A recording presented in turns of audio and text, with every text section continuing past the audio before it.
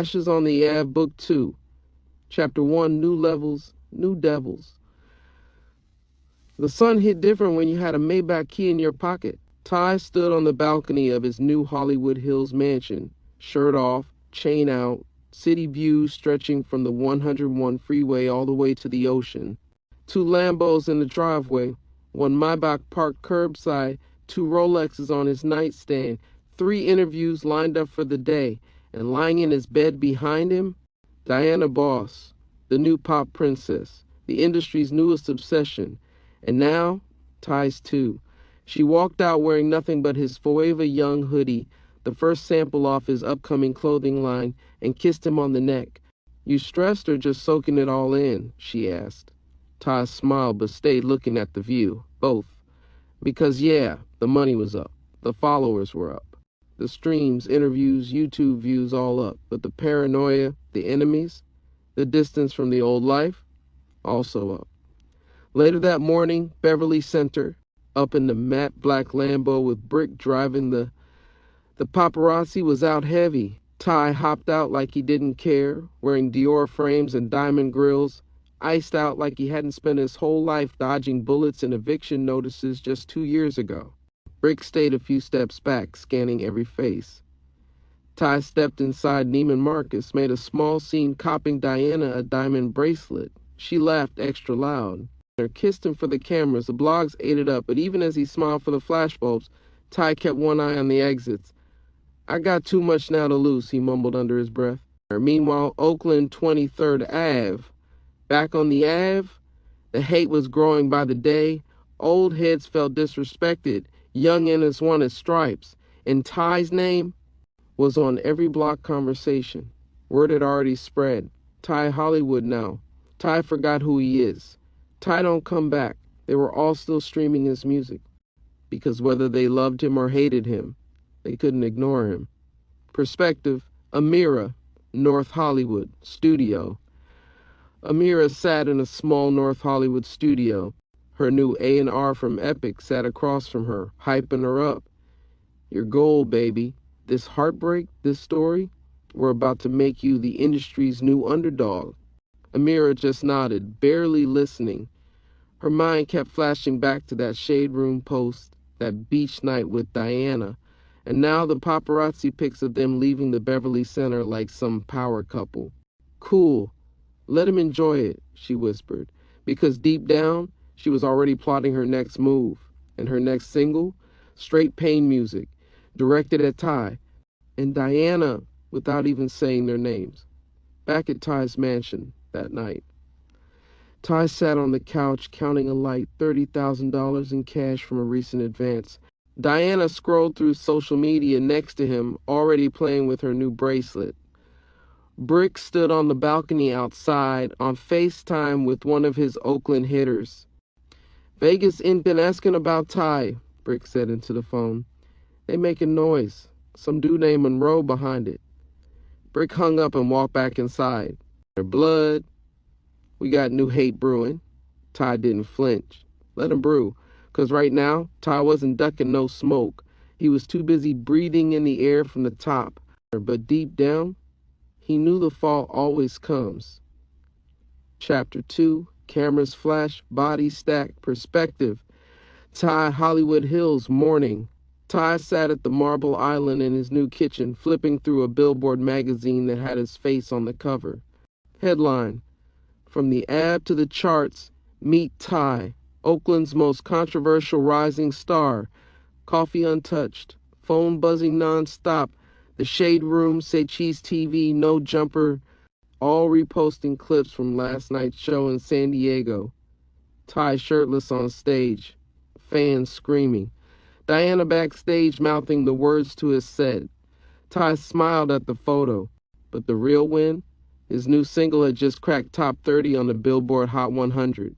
For a kid from 23rd Ave, that was unheard of. Perspective, Diana living room.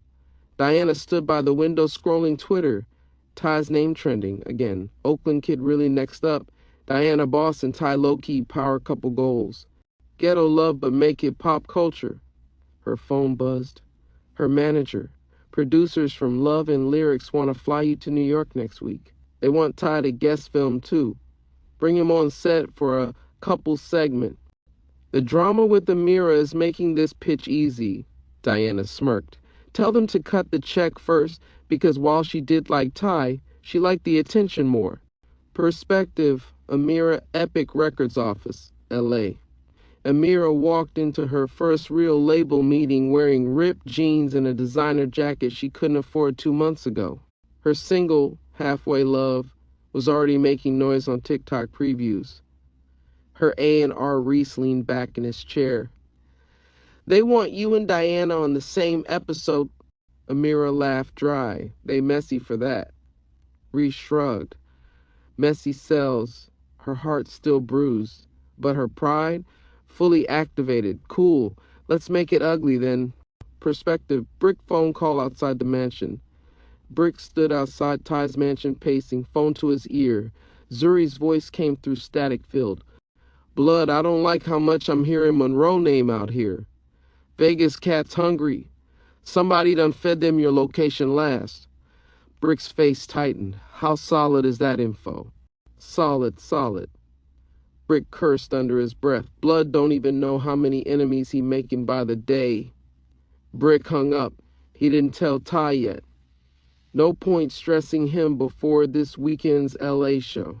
But as Brick tucked his Glock under his shirt, he already knew somebody was going to test him soon, and Brick planned on being first to squeeze if it came to that. Perspective Ty that night, studio session. Ty stood in front of the mic, shirt off, sweating, rapping into the booth. New track, aggressive, disrespectful, raw Oakland talk. Brick sat in the corner watching, out on the studio couch, fake sleeping, but Ty took his headphones off. Blood, this the one, he said, grinning. Brick nodded, but his phone buzzed again. New text from Zuri. Just heard. They landing Friday. Monroe sending 2 hitters from Vegas. Brick tucked the phone. Stayed silent, because tonight, Ty needed to rap, but tomorrow, Brick might need to slide. Chapter 3, Industry Lights, Street Shadows. Perspective, Ty downtown LA, radio interview morning. Ty sat across from the host at Power 106, rocking a designer hoodie and Cartier frames, diamonds dancing under the studio lights. The room smelled like weed and expensive cologne. Diana sat off camera chewing gum, scrolling her phone, half listening. So Ty, the host, leaned in with a grin from the Ave to Billboard. How's it feel? Ty smirked. It's a blessing. You know, hard work, consistency, and just speaking my truth. The host nodded. And what about your love life? The streets say you and Diana boss looking real cozy. Diana laughed from the corner. Ty grinned but kept it cool. Man, we just vibing, getting money, living life. The room laughed. But inside, Ty felt the shift. More eyes on him, more questions, more people waiting for him to slip.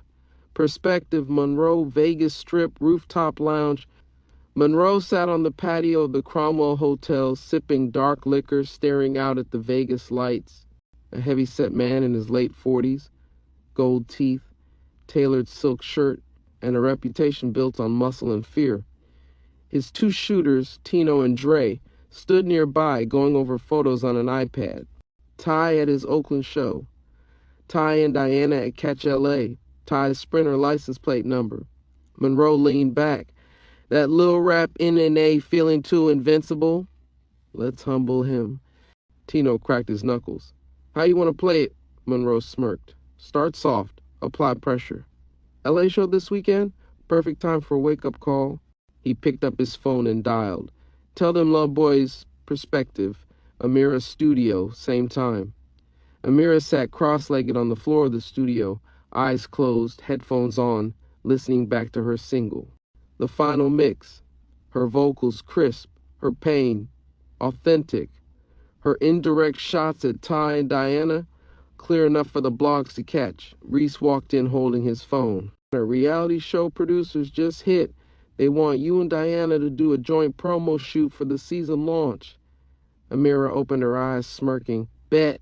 Line it up. Because while Ty was chasing plaques, Amira was chasing her own bag. And a little revenge didn't hurt either. Perspective bricked Ty's mansion that night. Brick paced on the back patio, phone pressed to his. Zuri's voice came low through the speaker. Blood. Confirmed. Vegas hitters touched down in L.A. tonight. Staying downtown near Pico. Brick's heart rate stayed steady. You got somebody keeping eyes? Of course.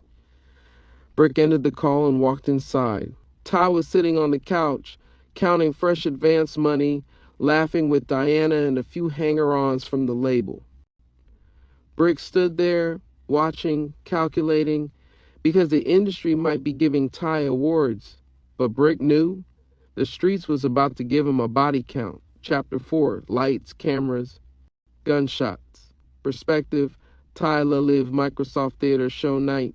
The energy backstage was electric. Ty stood center dressing room, new jewelry layered on top of old pieces, wearing custom-designed Forever Young clothing sweats.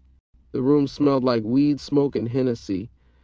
Brick sat near the door, silent, Glock on his lap, eyes shifting between every face that walked past the hallway. Are you ready to shut this shit down? She asked, grinning. Ty cracked his knuckles. I was born for this. His phone buzzed. Zuri text, Vegas Inn confirmed inside. They watching, not moving yet, be on point. Ty slid the phone back in his pocket. Let them watch, he mumbled. Prospective Monroe shooters inside the venue. Tino and Dre stood near the back of the main floor, blending with the crowd. One wore a Travis Scott hoodie, the other a Dodgers fitted. Both strapped, both focused. They had 2 orders. Don't miss, and don't leave survivors if it goes down. Monroe wanted to send a message. Ty wasn't untouchable. Perspective Amira watching on IG Live from her apartment. Amira scrolled through her phone watching the pre-show buzz. Her heart burned watching clips of Ty and Diana entering the venue. Cameras flashing. She clicked out the live feed and opened her notes app. Started jotting new lyrics. You gon' feel me one way or another. Her singles drop date was now locked, Friday at midnight. Brick walked the hallway twice, checked both exit doors, double-checked Ty's security team. Some of the LA security looked nervous. Brick could feel it. Too many people, too much chaos. And then his burner phone buzzed. Zuri, blood, they moving. Left side, main floor near aisle 3. Brick didn't wait. He grabbed 2 of Ty's shooters. Prospective Ty on stage, middle of his second song. The beat dropped heavy. Ty bounced across the stage, shirt off, crowd screaming. Diana sat side stage, filming him with her phone, smiling like they were already Billboard royalty. Ty grabbed the mic. This for everybody who doubted me, from the Ave to the industry. Oakland, we in this bitch forever.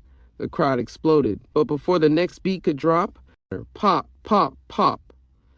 3 quick shots from the crowd. Screams, panic. Fans hit the floor. People started running. Security dove on Ty. Shooters already returning fire from backstage. The 2 Vegas hitters dumped 5 more shots, hitting walls, speakers, and grazing a security guard in the leg before bolting toward the side entrance. Perspective, Brick chasing the shooters. Brick led the charge through the emergency exit. By the time he hit the alley, Tino and Dre were already peeling off in a black Charger.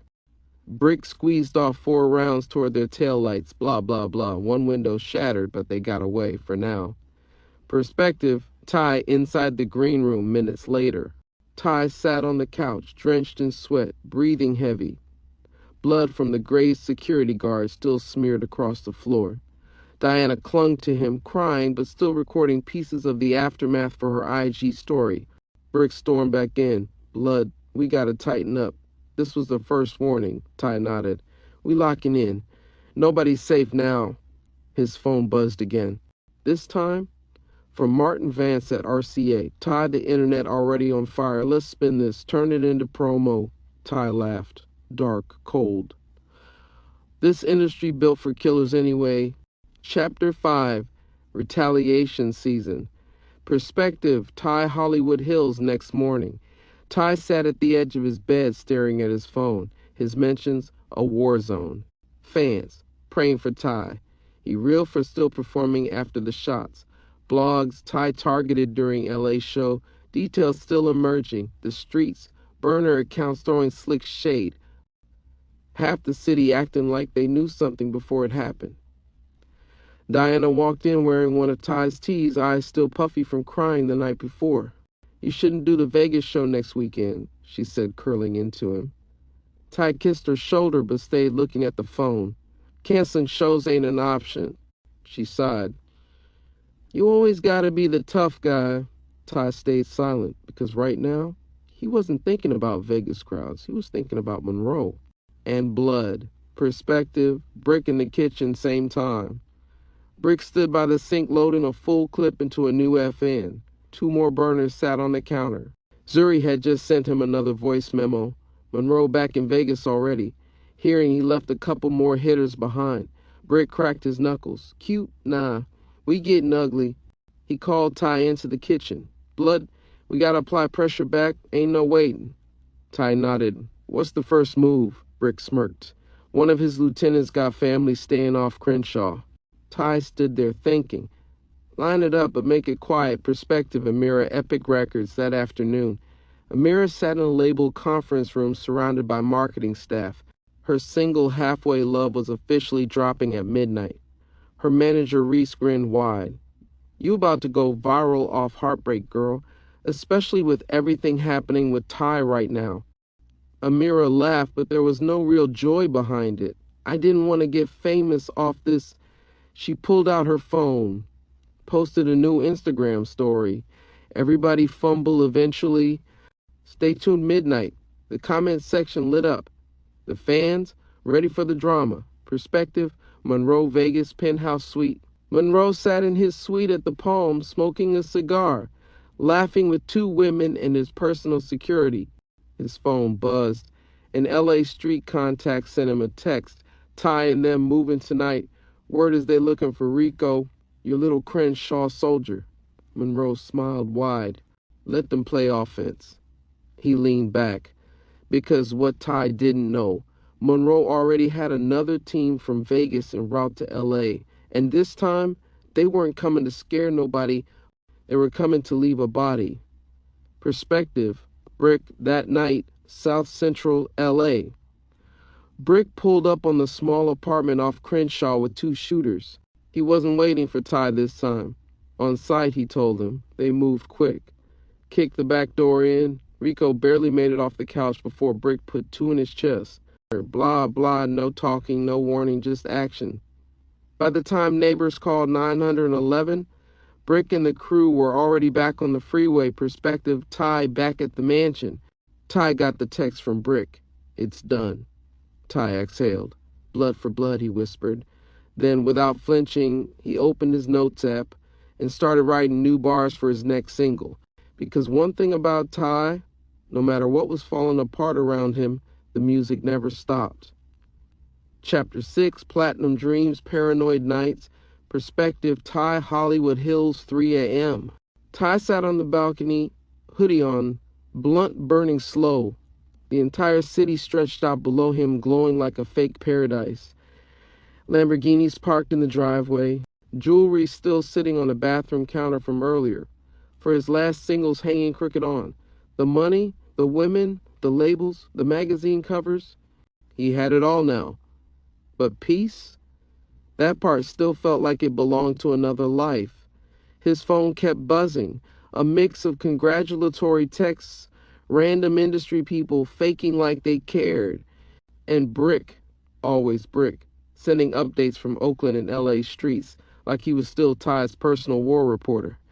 Ty scrolled past all the texts and opened his camera roll. Photo after photo of Diana smiling next to him at industry events.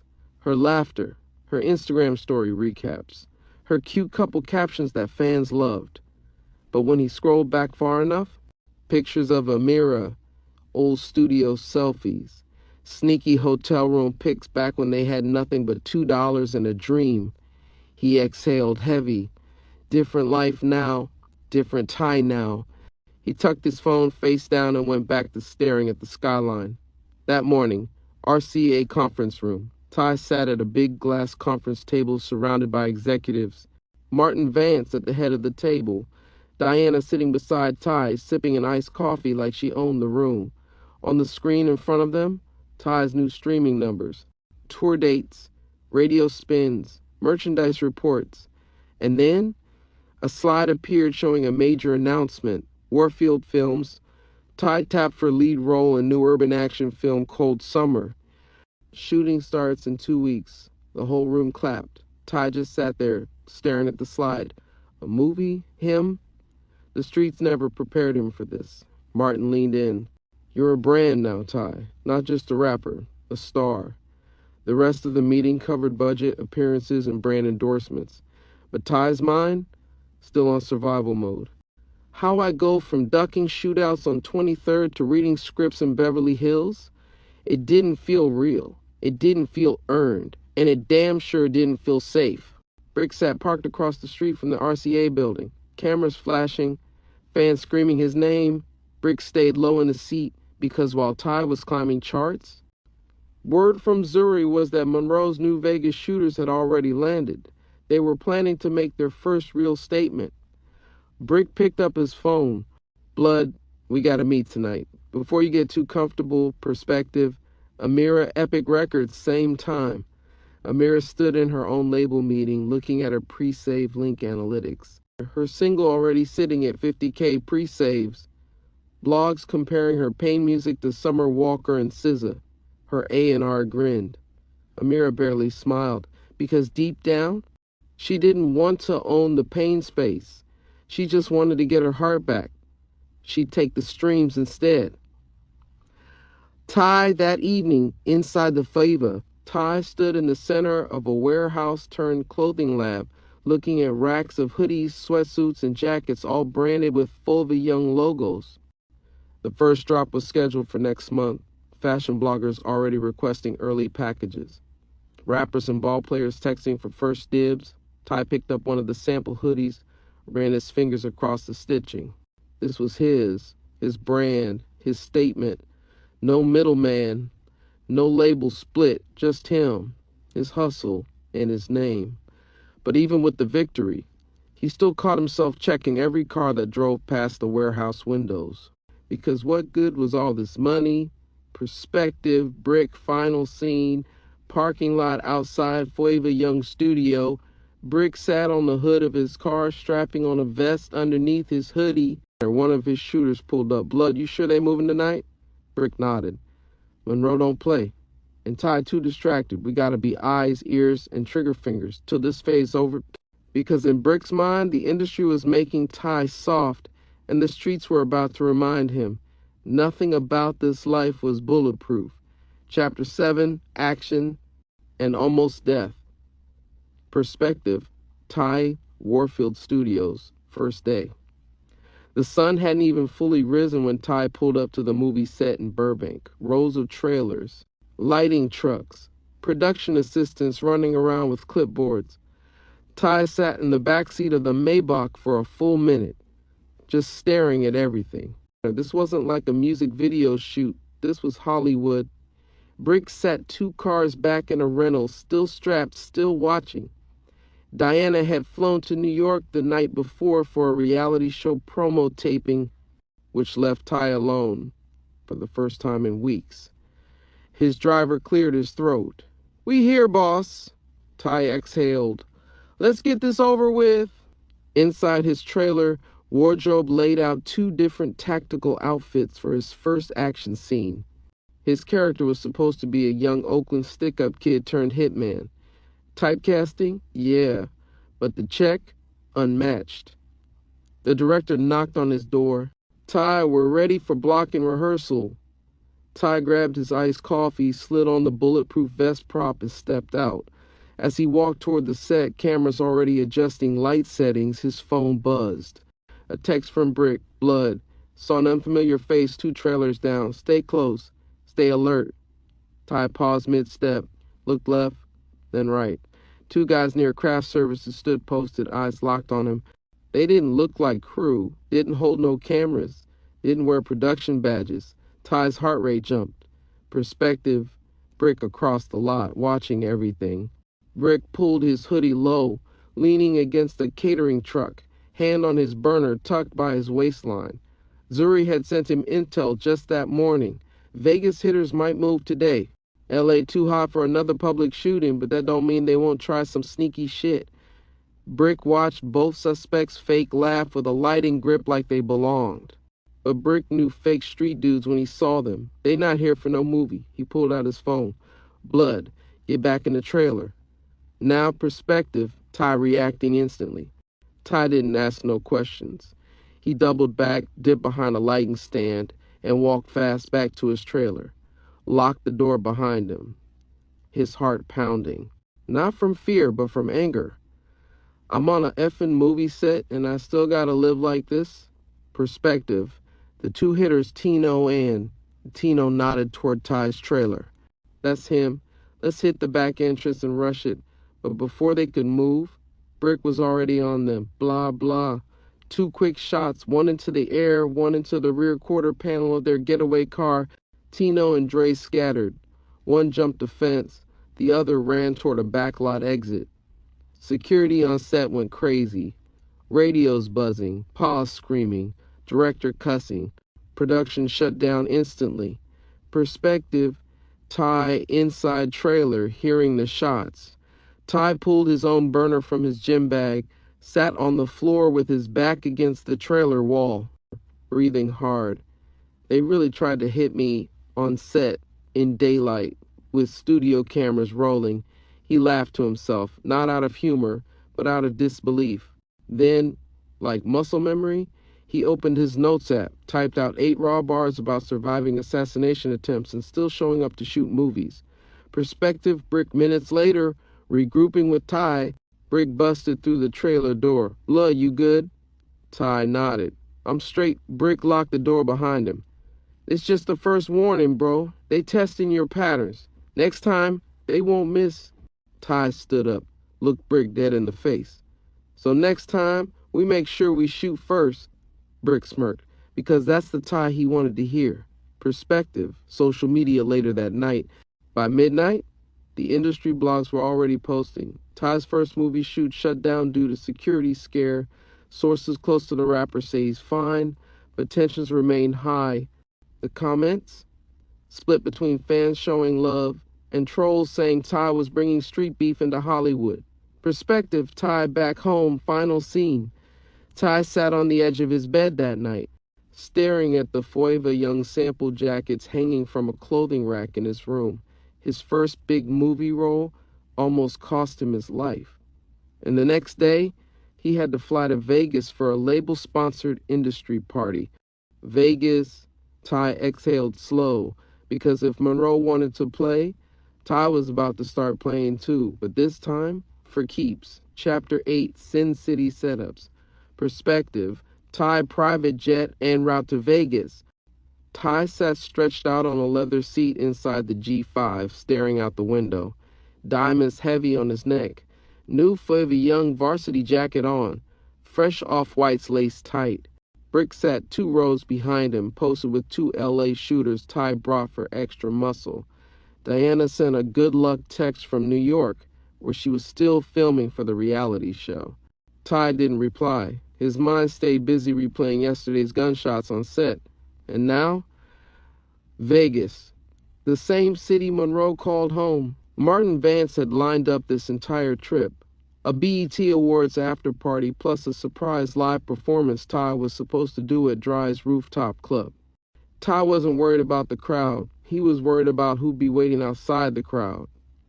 Perspective, Monroe, Vegas Strip, the suite. Monroe sat on a velvet couch sipping brown liquor, getting a back rub from one of his new girls. His shooter Dre sat in the corner, still rattled from the LA escape.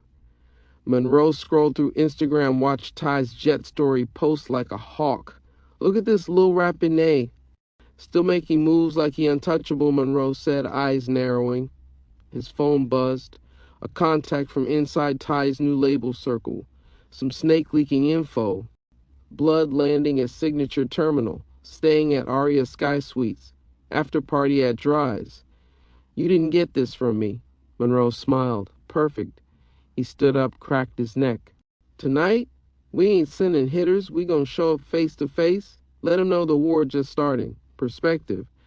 Ty, Vegas, Aria Sky Suites. Ty walked into his penthouse suite. City lights spilling through the floor-to-ceiling windows. VIP bottle service already on ice. Security doubled at the door. Brick stood by the minibar loading an extra clip. Blood.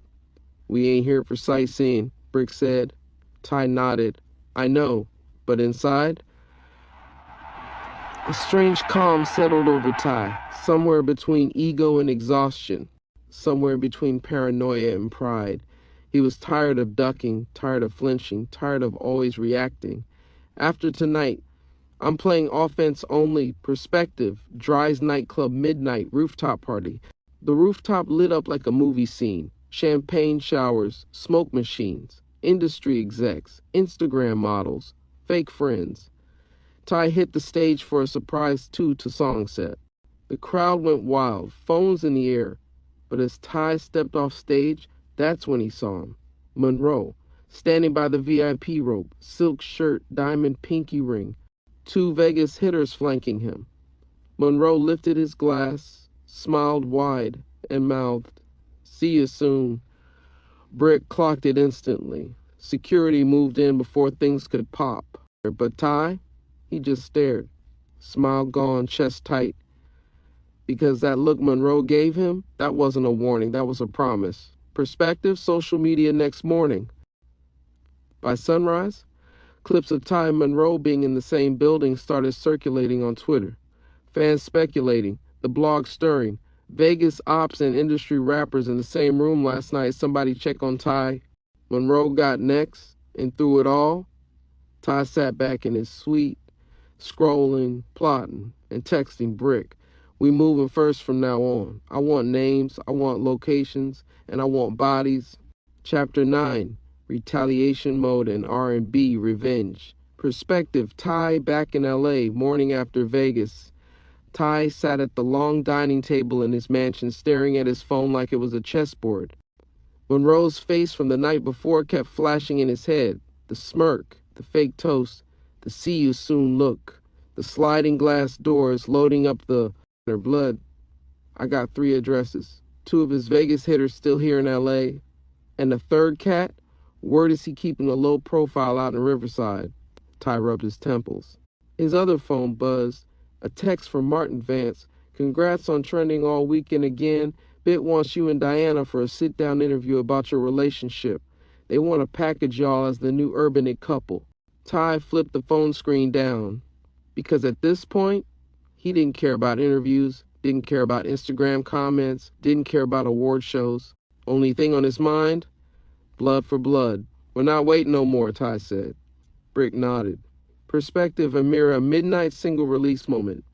Amira sat in her apartment, candles lit, laptop open, staring at the countdown screen. Halfway Love, dropping on all platforms at midnight. Her team had scheduled YouTube premieres, Apple Music banners, and Spotify placements. The marketing plan? Capitalize on heartbreak, capitalize on the Ty drama, capitalize on the fans who loved a toxic love story. Her stomach twisted with nerves. As the final seconds counted down, her phone started lighting up. Fans tweeting lyrics instantly. Clips from her visualizer being screen recorded and reposted. Bloggers tagging Ty with messy captions like, Amira speaking her truth. Ty and Diana better not listen to this at the same time. Her A&R Reese called her 2 minutes after release. You did it! Apple already put you on the new Music Friday playlist. Amira smiled, but inside, she wondered if Ty had even heard it yet. Let him hear me without even calling me, she whispered. Because this time, the world was listening with her. Perspective, Brick, South Central, later that night. Brick pulled up on a 2-story duplex off Slauson with 2 of his LA shooters, one of Monroe's hitters that had been seen trailing Ty's sprinter 2 days ago. Brick didn't waste time, no warnings, no check-ins. They kicked the door in, let off 5 rounds in the living room, then dipped before LAPD scanners even caught the location. Perspective, Ty back at the mansion getting the call. Brick's voice came through clear. Blood, One down, two more to go. Ty sat back in his chair, staring at the ceiling fan spinning above him. He felt like he had control again. But even with that small win, he knew better. Monroe wasn't the type to cry or one lost soldier. This was just the first body on a much longer list. Ty grabbed his phone, opened his notes app, started writing new bars, tour dates and gunfights, music charts and streetlights, halfway famous, halfway dead. That's what love and war feels like. Chapter 10, Headlines and Handcuffs. Perspective, Ty Crenshaw BLVD late. Ty wasn't even trying to be outside like that. He had just left a quick studio meeting with Martin, wanted to grab some backwoods and a couple sodas from the liquor store down the block. No security this time. No brick. Just him, hoodie low, shades on, trying to move like a civilian for once. But paranoia still rode shotgun, which is why the Glock stayed tucked in the small of his back under his hoodie. He stepped into the corner store, picked up a pack of woods, grabbed a Gatorade, nodded at a couple fans who recognized him but kept it respectful. But as he stepped back out to the parking lot, LAPD SUV slid up like clockwork. Two plainclothes hopped out quick. Yo, hands up, hands on the car. Ty froze for half a second, then raised his hands slow. He already knew what time it was. They patted him down, found the Glock, unregistered, loaded, and just like that, in front of 15 camera phones, fans. A random food delivery guy caught the whole perspective, Brick hearing the news. Brick's phone lit up before Ty even made it to the station, texts flooding in. Brick jumped in the car, already headed downtown before LAPD even processed the paperwork. Perspective, Diana, New York, on set. Diana was mid-interview for Love and Lyrics when her assistant slid her phone under the table. Headline from TMZ, rapper Ty arrested on gun charges in South Central LA. Developing story, her stomach dropped, camera still rolling, producers mouthing at her, don't react yet, stay cute. But inside, her heart sped up. She texted him quick, you good? No reply yet, but she already knew. This was about to become front page entertainment. Perspective, Amira, Instagram, moments after. Amira scrolled and saw it instantly. The same blogs that had covered her single drop? Now back to posting Ty's mugshot. Fans already tagging her. This why you made that song, huh? Look what your heartbreak did to him, sis. Manifested chaos. Amira sighed, messy, but not my problem no more. Then she picked up her pen and started writing again. Because if the world wanted her perspective, she was gonna give it to them. Perspective, RCA offices, Martin Vance's reaction. Martin stood in front of his conference room TV watching live helicopter footage of Ty being transported downtown. His assistant walked in. What's the play? Do we spin this? Clean it up? Martin smiled. Nah, let this one breathe. He pulled out his phone, texted the social media team. Drop the From the Ab to the Industry visual teaser tonight and tell PR to leak that he's already posting bail. The streets love a comeback story because at this point, Martin realized Ty's pain was labeled profit. Perspective, Ty holding cell, downtown LA. Ty sat on the cold bench, hoodie still on, head down, 2 hours inside. Already posted bail, waiting on processing. One kid in the cell with him stared hard. Ain't you that rapper? Ty nodded. The kid smiled wide. Man, this just gonna make your album harder. Ty laughed to himself because the kid wasn't wrong. As much as this life tried to break him, it just kept giving him more to rap about. Chapter 11, Free but Never Safe. Perspective, Ty, Hollywood Hills, next morning. Ty stood shirtless in his backyard, staring at the infinity pool, phone in one hand, cigar in the other. But his mind miles away, less than 12 hours since bail, already back home, already trending, already booked for 2 more interviews. His mugshot was on every blog, every caption talking about from the block to behind bars and back again. And the streams? Up 22% overnight. His manager called twice. Martin Vance sent him a voice note talking about spin strategies and rollout ideas. Diana had texted like 15 times since last night, begging him to lay low. Brick stood near the side gate, posted with 2 LA shooters, watching the street like clockwork. But Ty was quiet.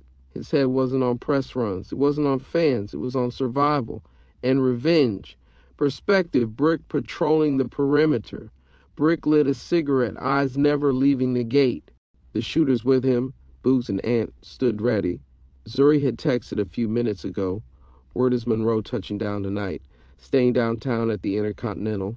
Brick pulled Ty aside. Blood, I don't like how loose things getting. The gun case got you looking like prey. And Monroe, that internet love hunting prey? Ty smirked. I ain't no prey. Brick didn't smile back. Then let's stop moving like one. Perspective. Monroe landing in LA Intercontinental Hotel. Monroe stepped off his private jet with 2 new hitters from Vegas, Lurch and Peso, both quiet, both known for cleaning up messy situations.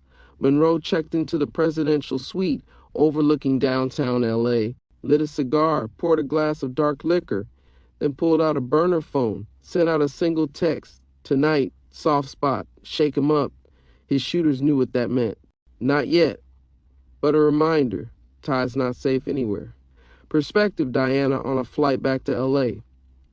Diana sat window seat scrolling her Instagram fans, tagging her in every post about Ty. Some praising her for standing by her man, some trolling her saying she was a distraction, some comparing her to Amira. The reality show producers texted her too. We need you and Ty to film together ASAP. This story's too hot.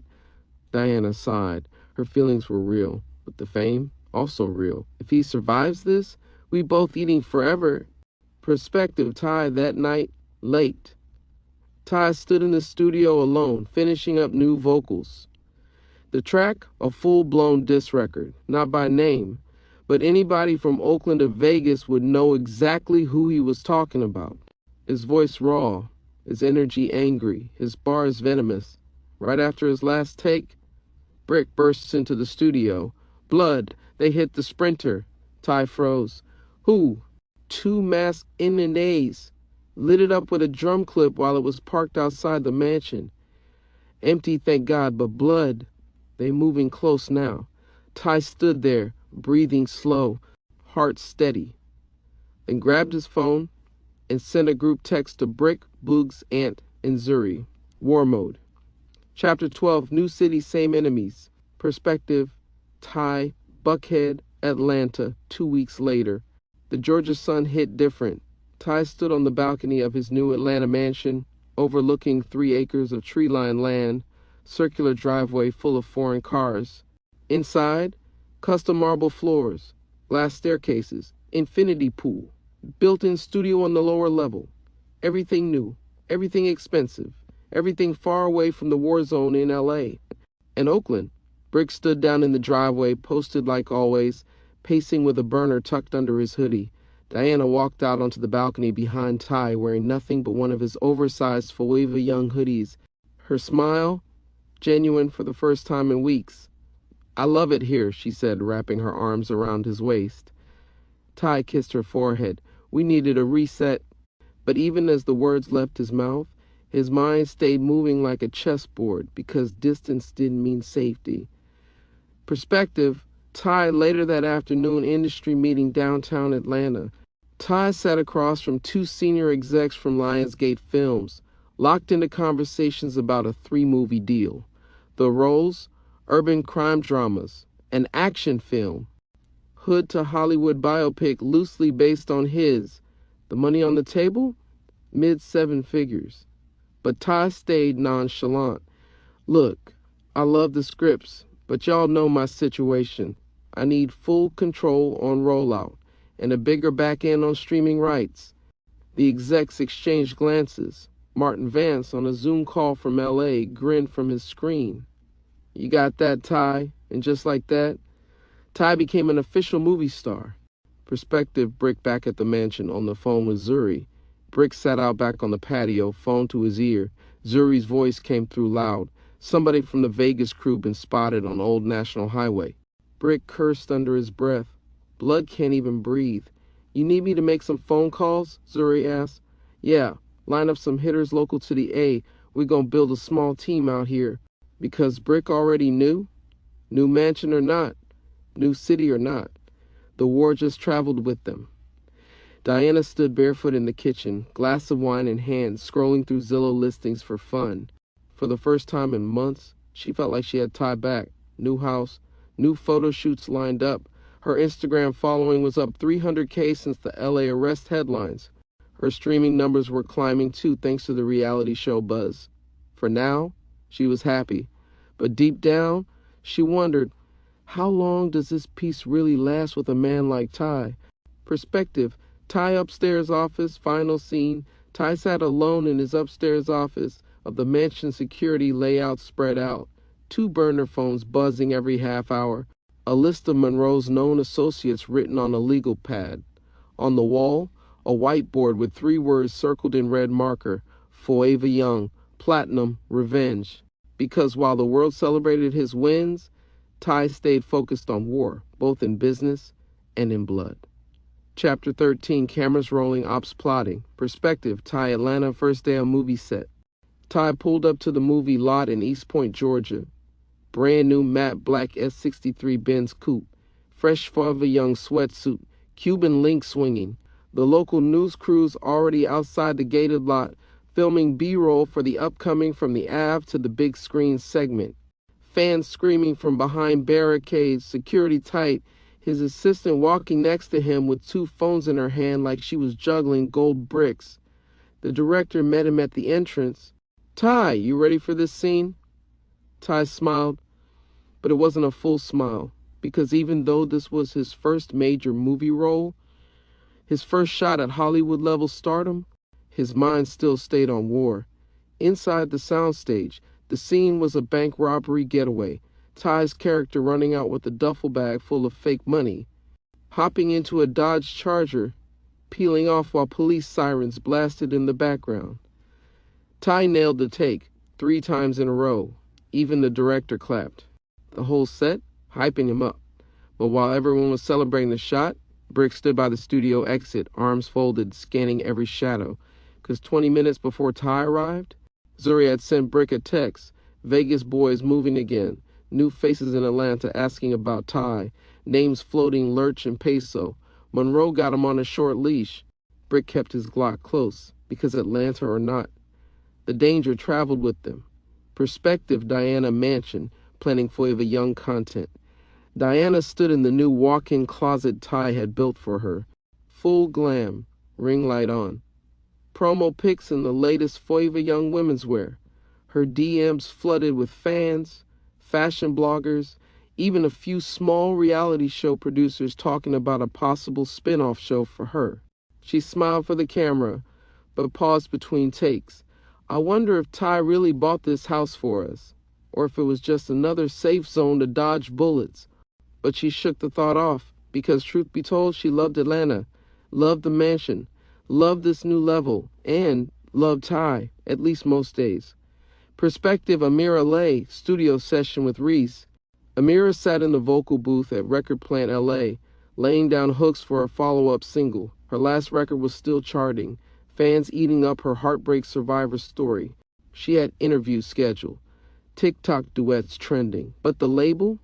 For her to do an in-studio reality show that would air side by side with Diana's content.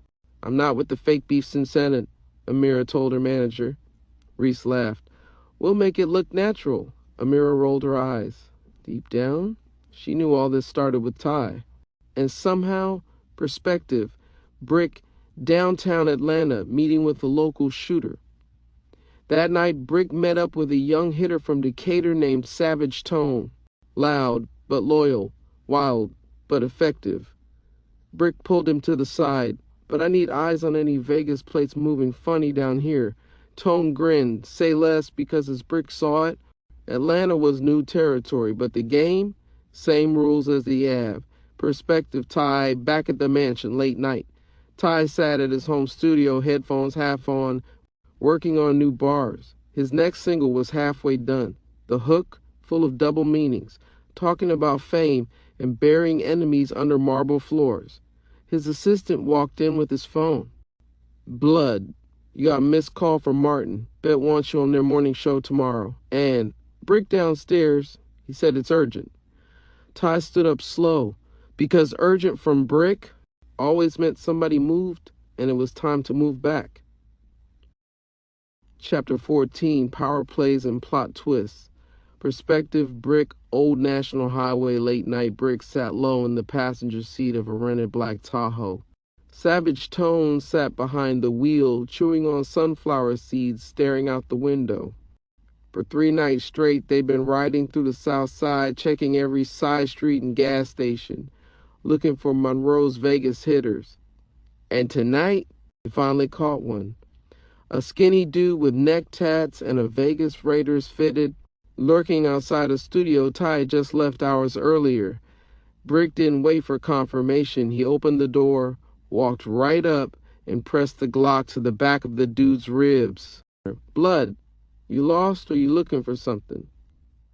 The dude froze, didn't say a word. Brick dragged him behind the building, pistol whipped him once for good measure, then leaned in low. Send us back to Monroe. Next time, it's a closed casket. Tone helped him toss the dude's phone in a storm drain before they peeled off.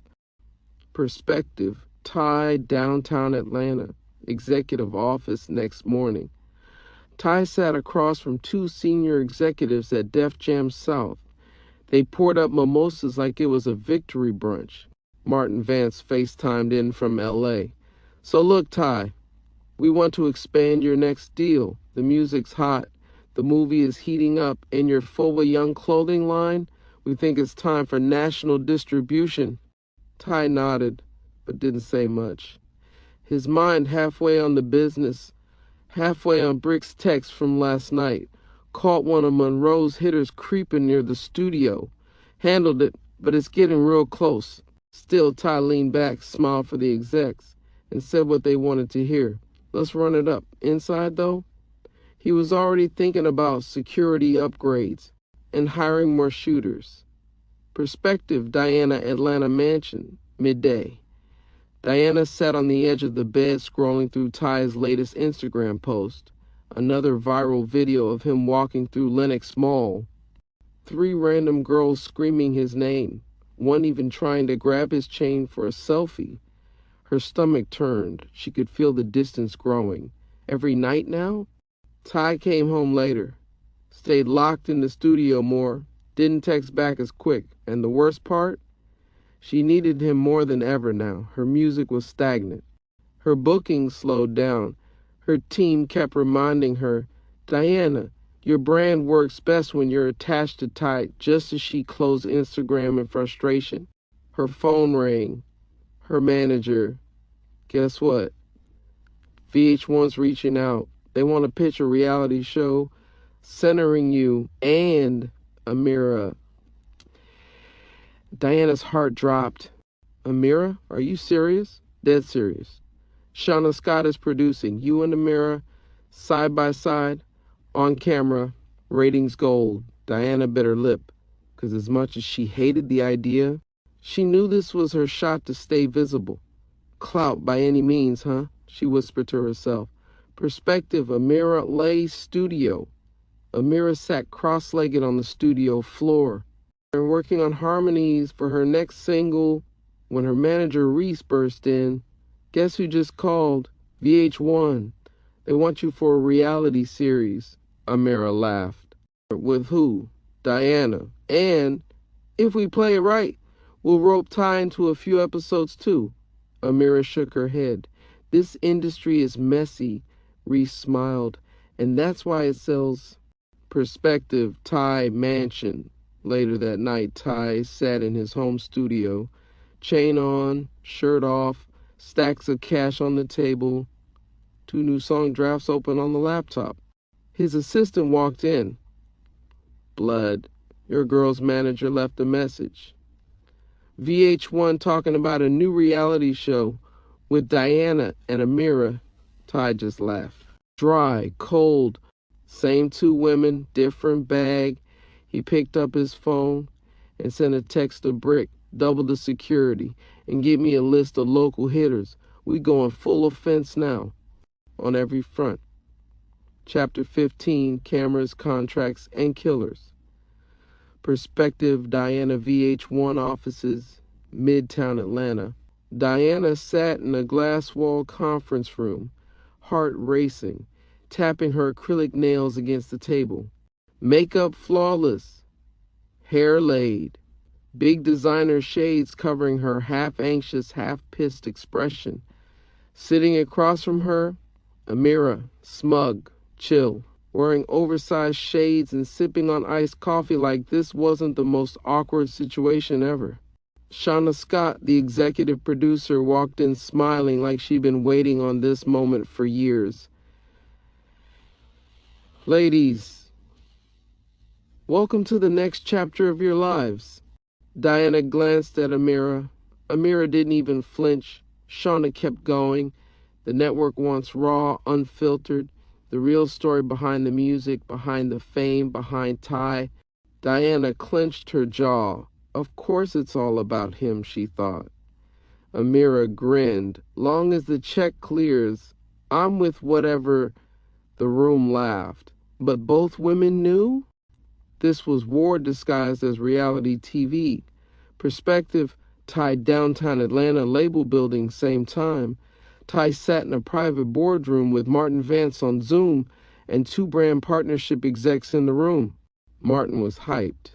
Blood. The fact that both your ex and your current girl on the same show? Do you know how much free promo we about to get? Your name about to live on every blog for the next 6 months? Ty barely listened. His mind was elsewhere. Brick had just texted him minutes earlier. Vegas crew moving again. They've been spotted posted at Blue Flame Lounge. You know what that mean? Ty rubbed his temples.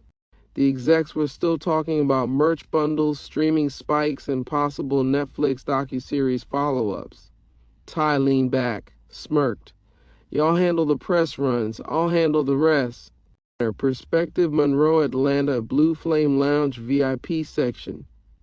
Monroe sat in the dark corner booth flanked by 2 strippers and his new shooter from Savannah, Lil Gutta.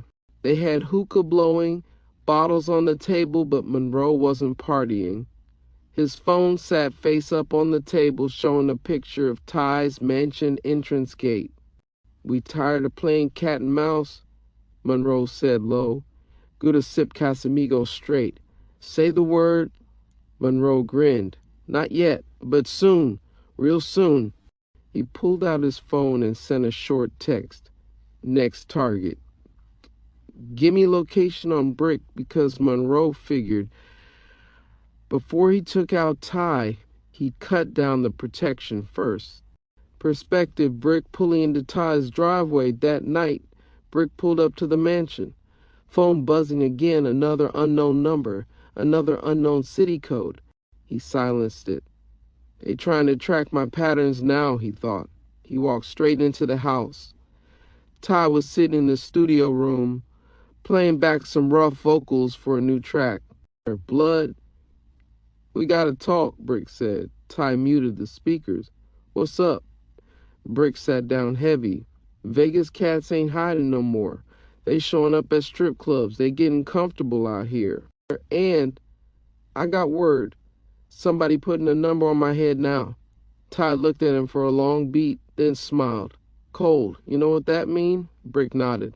Yeah. It's time to take something from them permanently. Perspective, Diana, final scene. Her bathroom later that night. Diana stood in her huge marble bathroom, scrolling Instagram.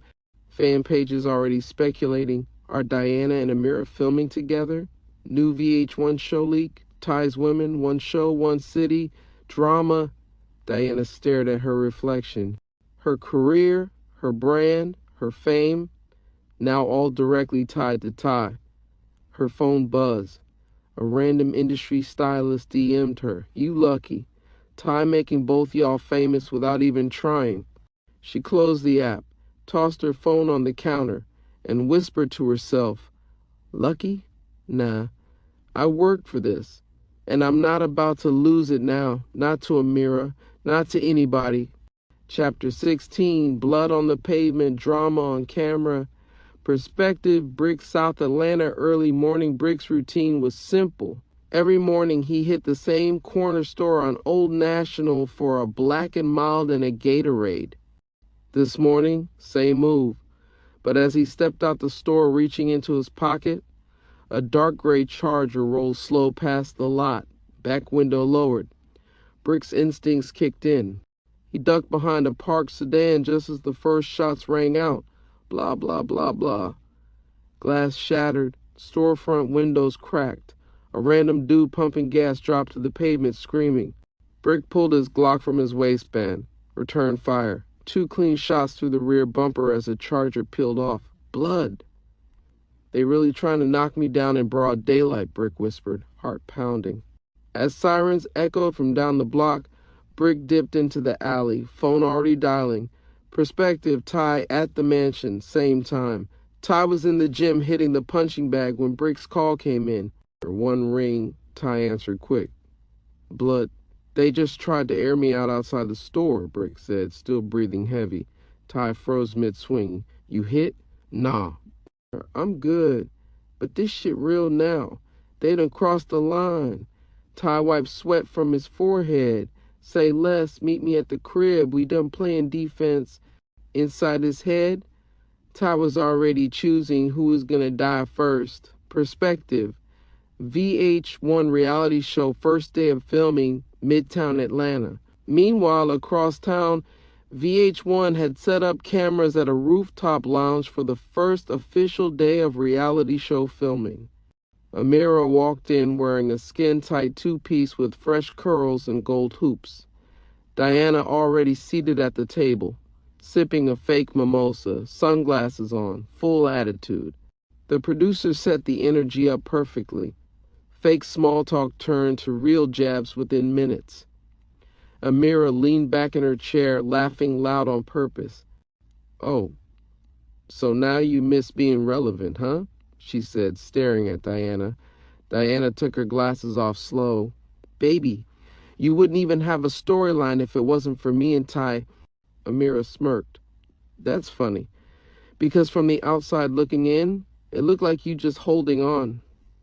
Camera zoomed in on both of their faces. Producers silently high-fived off camera. The tension was so thick the whole lounge got quiet. Before anything could escalate further, Diana's phone buzzed. A text from Ty. Stay at the house after filming. Security too loose. Somebody tried to hit Brick. Diana's stomach sank. She grabbed her purse. We done here, she said to the producers. Amira rolled her eyes. But deep down, she wanted to know what was happening too. Perspective, Monroe watching from afar, downtown Atlanta. Monroe sat inside a dark SUV parked 2 blocks from the lounge where VH1 was filming. One of his spotters sat next to him with binoculars. You want us to move on Diana or wait? The spotter asked. Monroe chuckled. Nah, let that girl keep filming. The more famous Ty gets, the louder the funeral's gonna be when I finally catch him. Perspective, Ty back at the mansion later that night. Brick and 2 shooters sat in the living room.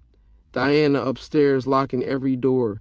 Ty stood at the window staring out at the front gate, her phone in one hand, burner in the other. His new single was 19th on the Billboard Hot 100. BET had just greenlit his upcoming documentary. His movie trailer was trending on YouTube.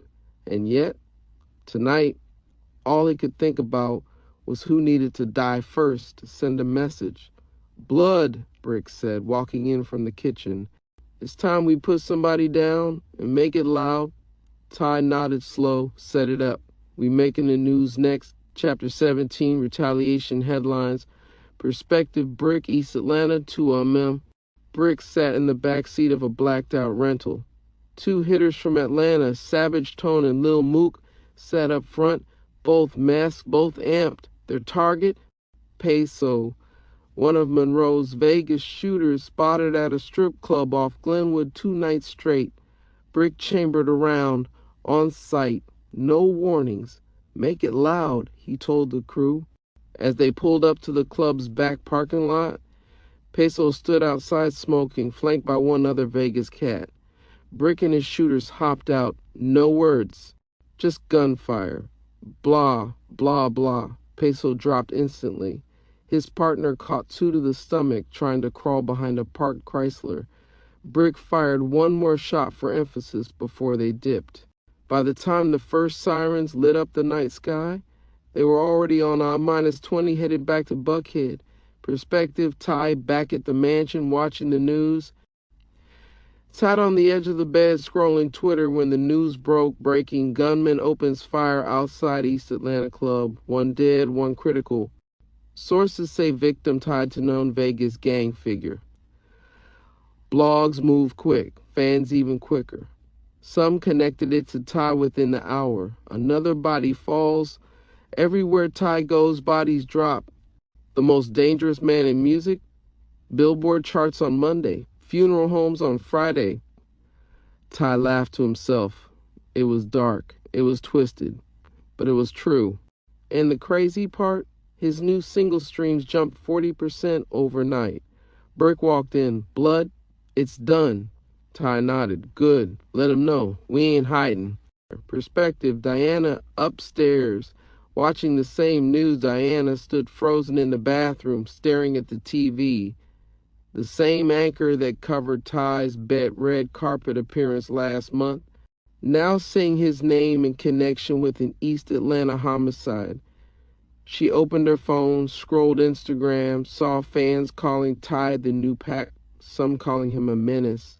Her heart pounded, because while she loved the lifestyle, loved the gifts, the house, the cars, this man is literally becoming famous off near-death experiences, she whispered.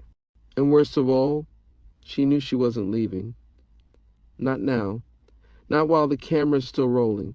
Perspective, Amira in LA, studio session, getting the news too.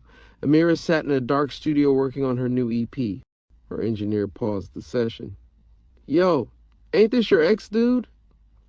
He held up his phone, showing a TMZ alert about the Atlanta shooting. Amira swallowed hard.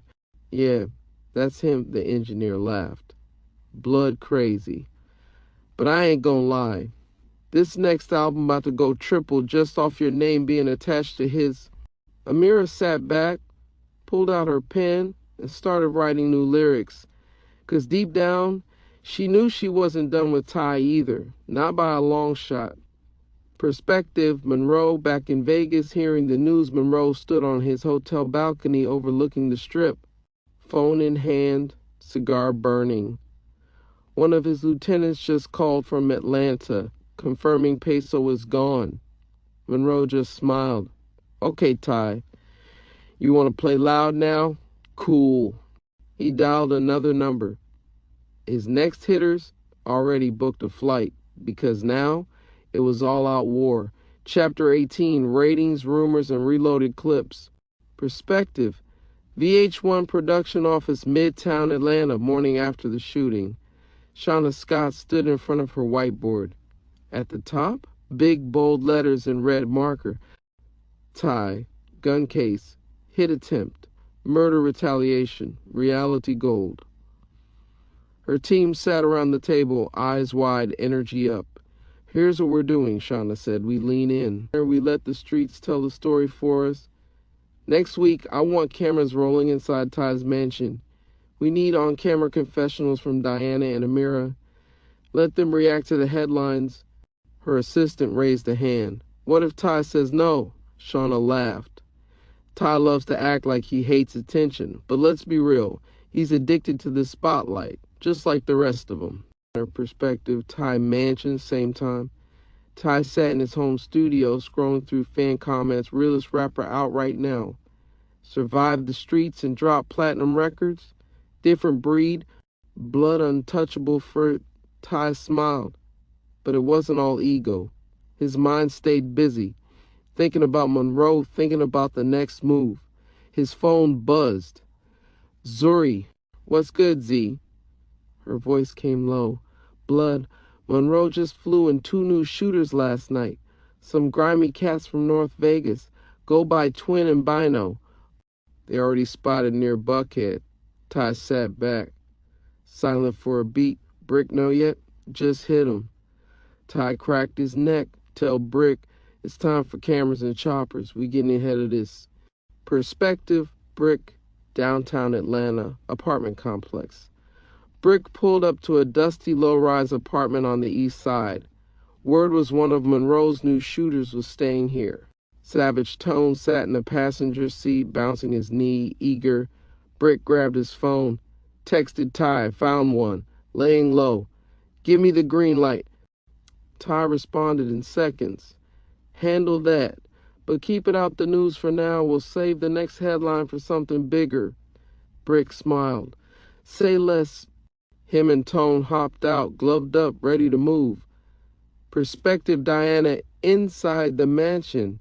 VH1 producers arriving. Diana stood at the front door, full glam on. 2 VH1 camera guys, a sound man, and a female producer stepped in. Hey girl, we just want a quick sit down on how you're handling everything, the producer said. Diana smiled fake, but inside she wanted to scream. The pressure of being Ty's girl, the street drama, the headlines, the blogs, the fake smiles. It was all getting heavier. She sat on the couch, looked into the camera, and when they asked, how does it feel dating Ty during all this violence? She blinked slow and gave the most viral answer possible. Love ain't bulletproof, but neither am I. The producer's eyes lit up. Oh yeah, that's the tagline for the season. Perspective, Monroe Private Airbnb, North Atlanta. Monroe sat at a kitchen table, going over maps of Atlanta neighborhoods. Twin and Bino stood near the back door, loading extended clips. Monroe lit a blunt. Next play is simple, he said. We catch Brick, or Ty, or hell, both. And when we do, I want it messy. I want everybody talking. Because in Monroe's mind, street wars didn't just settle beef, they built legacies. Chapter 19, fake scenes, real smoke. Perspective, Brick, East Atlanta, abandoned gas station, 10 p.m. Brick and Savage Tone sat parked in a dark alley across from an old, rundown gas station. Inside the lot, Bino, Monroe's new shooter, sitting on a milk crate next to a dusty Buick, laughing on FaceTime, unarmed, comfortable like he wasn't in enemy territory. Brick pulled down his mask, loaded one in the chamber. You ready? Brick said low. Tone nodded, eyes locked in. They moved fast, no warnings, no talking, just action. Brick came around the dumpster first, 2 quick shots, blah, blah. Bino dropped mid-laugh. His phone clattered across the pavement. Tone grabbed the phone, smashed it against the curb, and both men disappeared into the night before sirens could even echo. Perspective, Ty's studio, Buckhead. Same time, Ty stood in the booth, shirt off, sweat glistening, headphones on.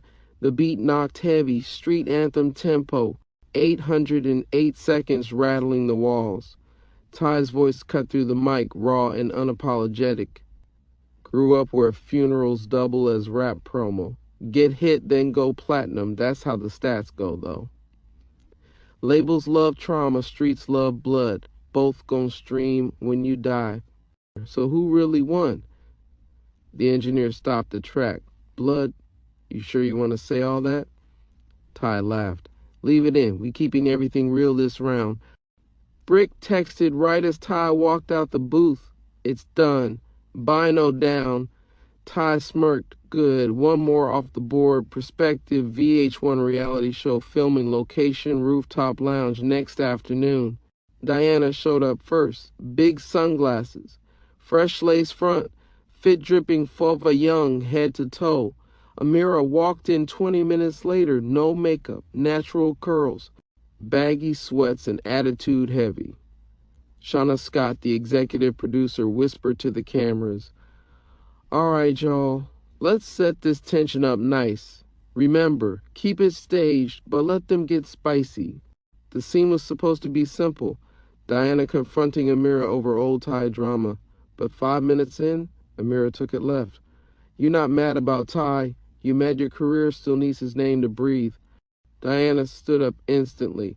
Bitch, you really want to do this on camera?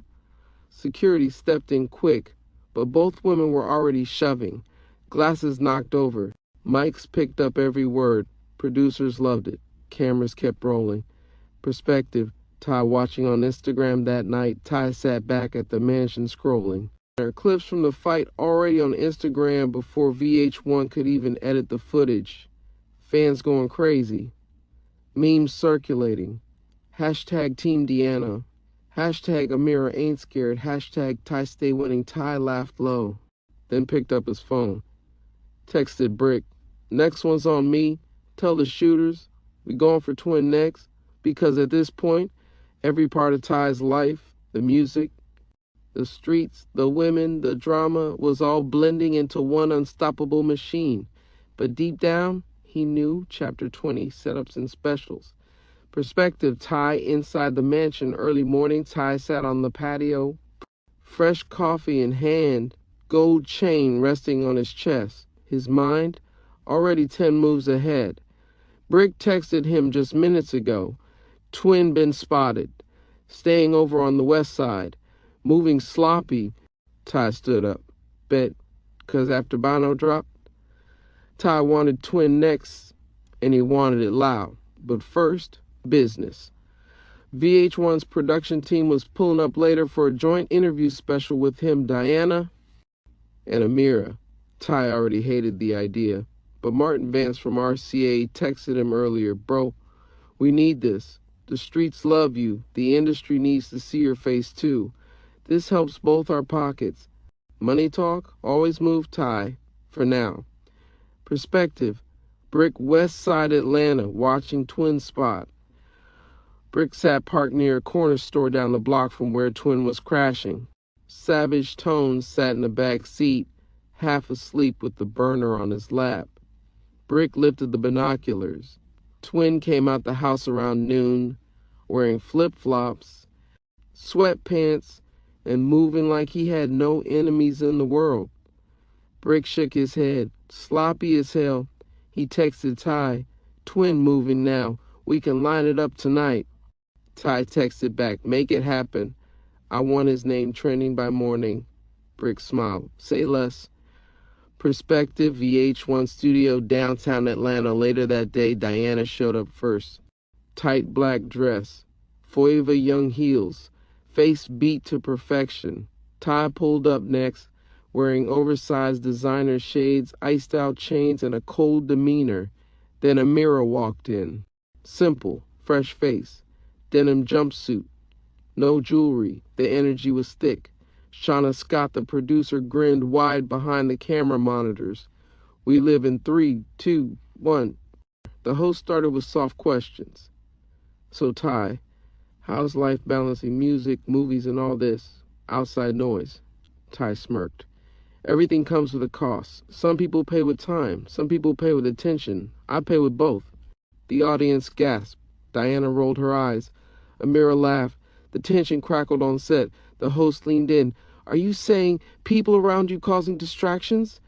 Before Ty could answer, his phone buzzed. A text from Brick. Twin down. It's done. Ty stared at the screen, grinned slightly, looked up at the camera. Next question.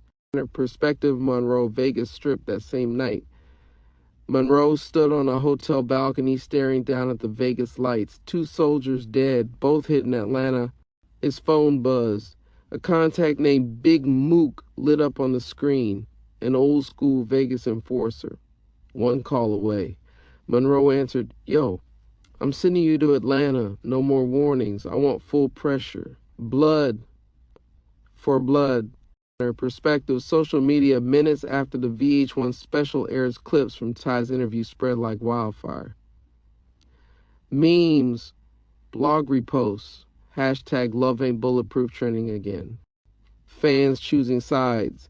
Hashtag Team Diana. Hashtag Amira unbothered. Hashtag Ty the King of Chaos. And right at midnight, Ty's new single Funeral Views dropped on all platforms. Within 30 minutes, already at 7th on Apple Music. Chapter 21, Champagne Cameras and Case Files. Perspective, Ty, Atlanta. Very important person section at Gold Room Friday night. Ty sat tucked behind velvet ropes. 2 bottles of Ace of Spades on ice. Diamonds dancing under the neon lights. Diana sat beside him, legs crossed, rocking a skin-tight Fauve young dress made custom for her. Her laugh, loud, playful, fake, but necessary for appearances. Security posted heavy at every exit, 2 in the parking lot, 2 inside the booth, 1 following him everywhere, even to the bathroom. Fans screamed when they caught glimpses of him, Snapchat stories, TikTok clips. Even TMZ had a drone hovering outside earlier. Ty tilted his glass back, let the champagne run slow down his throat. And for the first time in weeks, he allowed himself to smile. The charts loved him. The streets feared him. The industry needed him. Movie deals stacked up. Features with major artists lined up. Fauve Young pre-orders broke 6 figures last week. Ty moved like a king now. But deep down, he knew kings only get 2 endings, a throne or a coffin. Perspective, Brick outside, watching everything like a hawk. Brick stood in the lot, arms crossed, Glock on his hip, earpiece in every face that walked by. Brick clocked them. Any car that circled twice? Brick memorized the plates. His gut told him something bigger was brewing, and his gut never wrong. Perspective, Zuri, downtown Atlanta. Next morning, Zuri pulled up to a Starbucks off Peachtree, thinking she was meeting a friend for coffee. But when she walked inside, 2 men in khaki pants and windbreakers approached her table. Badges flashed. Zuri, mind if we talk outside? Her heart dropped. They stepped her outside. One agent leaned in close. We know who you're around. We know what Brick's been moving. We know Ty's funding all this. We just need you to fill in the blanks. Zuri blinked fast, hands trembling. I don't know what you're talking about. The agent smirked. You will. Soon enough. We'll be back. They slid her a card. Walked off like it was casual. But Zuri stood there frozen, because she knew this wasn't street beef. This was federal, and it was real. Perspective, Ty, later that day, mansion living room. Ty scrolled through Billboard on his iPad. 3rd on the Hot 100. First solo single to crack the top 5. Bet planning an exclusive sit-down interview with him and Diana. Fashion Week invites rolling in. Their streaming numbers going crazy. But even with all that, Brick's warning still sat heavy in the back of his head. Blood, we too loud now. When the feds come, they don't send warnings. They build cases, then they snatch days all at once. Ty placed the iPad down, stared out the big glass windows overlooking his backyard. Let 'em watch, he whispered. I've been playing chess since the Perspective, Federal Task Force office downtown, same time a corkboard sat inside a small office. On it, photos of Ty, Brick, Diana, Zuri, Savage Tone, even Martin Vance from RCA. Red strings connecting each name. A big yellow sticky note in the center read, Rico Target, Operation Bulletproof Love. One agent leaned back in his chair. Let's watch him enjoy himself. We'll be waiting when the party's over. Chapter 22, No Snitch in Her Blood. Perspective, Zuri, downtown Atlanta, Federal Building interrogation room. Zuri sat in a cold metal chair staring straight ahead. No tears, no shaking, no folding. 2 agents paced the room. They laid photos on the table. One of her walking out of Ty's mansion. Another of her shopping with Brick at Lenox Mall. Screenshots of her Instagram DMs. Surveillance stills from when she picked up an envelope from Savage Tone. The taller agent leaned in close. Zuri, you're not on the indictment yet, but trust me, you're on the board. You're in the picture. You want to be on the outside looking in when this Rico drops. Zuri didn't blink. I don't know nothing. The second agent laughed. Come on now. You really think Ty's gonna protect you when this all crashes down? Zuri stared at them. I protect myself. Y'all done? They sat back, frustrated, but impressed. Finally, they slid her phone back across the table. For now, Zuri grabbed her bag, walked out that building with her chin high. But deep down, her stomach stayed twisted, because she knew they weren't done fishing. Prospective federal agents' conference room later that day, inside a room full of corkboards and case files. One agent flipped through a manila folder. She didn't fold, but guess who's next? He pulled up a file labeled Amira Lewis.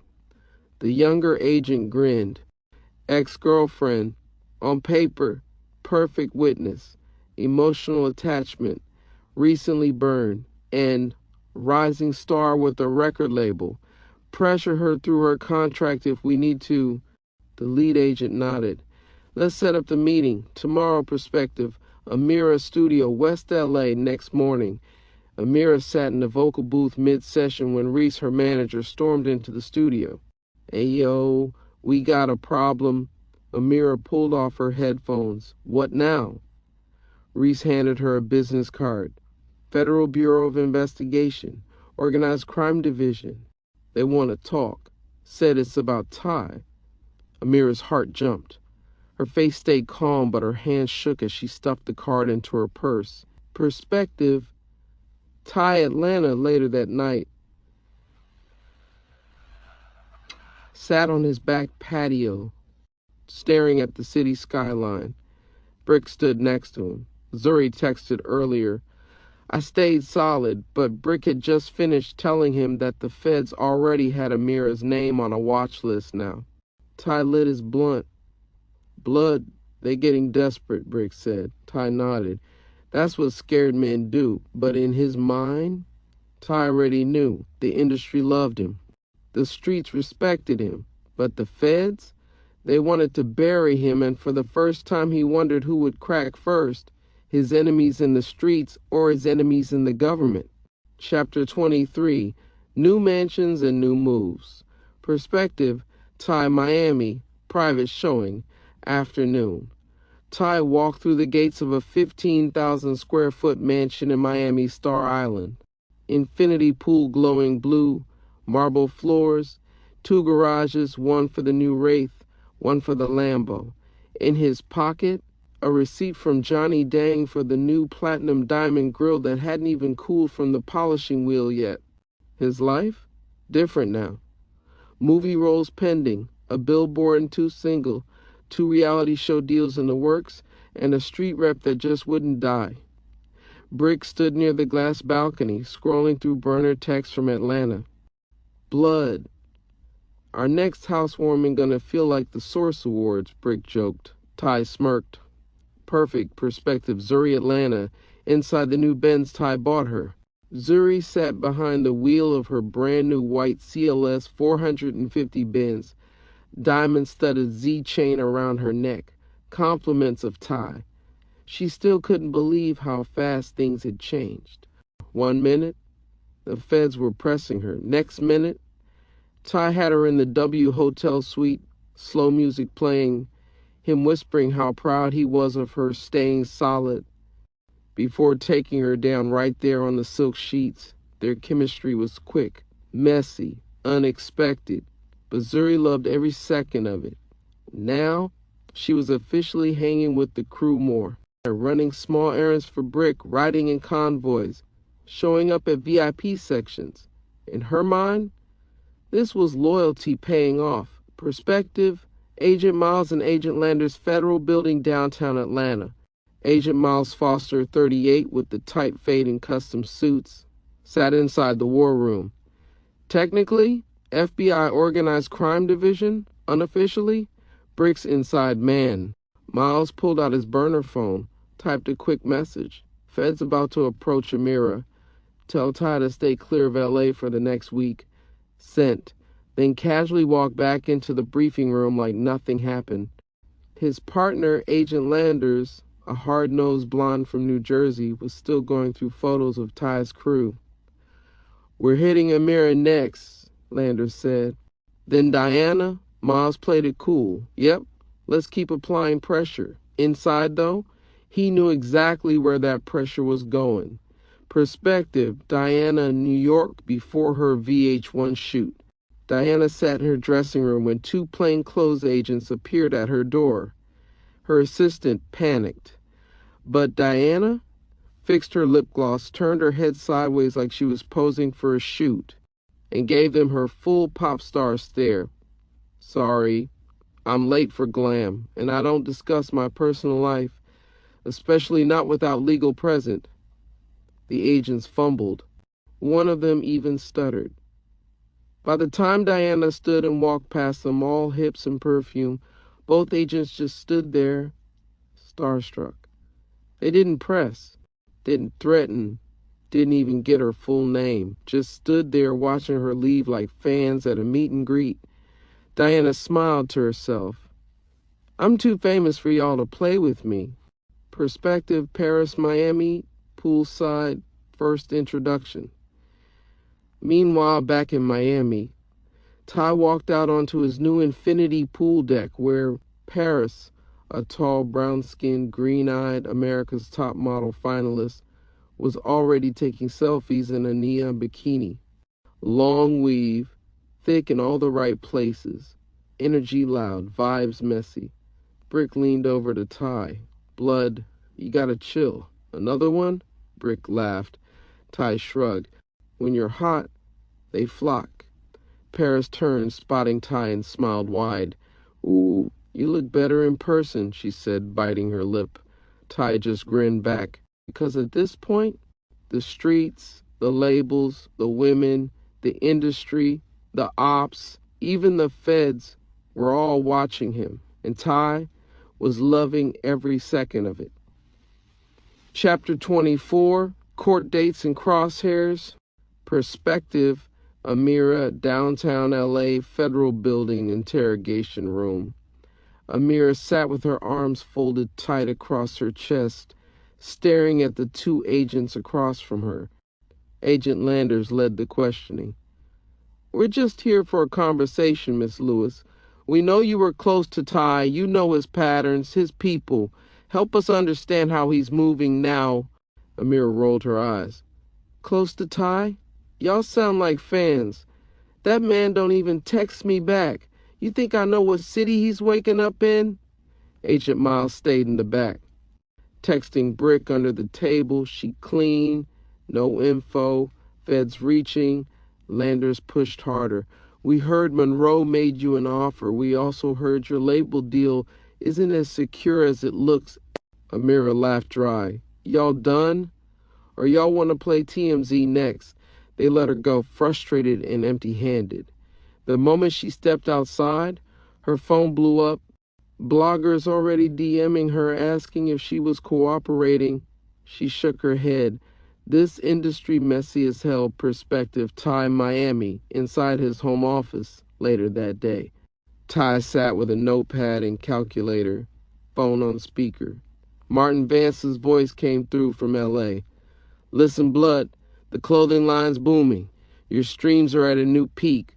The Bet documentary got greenlit. Is this the perfect time to launch something new? Think lifestyle brand, maybe even a tequila. Ty nodded slow, thinking deeper. I got something better, real estate plays, buying up small properties in the Ave, flipping them. Give it that from the block to Forbes type rollout. Martin loved it. That's next level. I'll line up the right PR for it. But as Ty hung up, his lawyer, Lena Castillo, texted, Judge and ATL not playing. 7 to 8 months county time on the table for that gun case. They pushing hard for sentencing next week. Ty sat back, closed his eyes.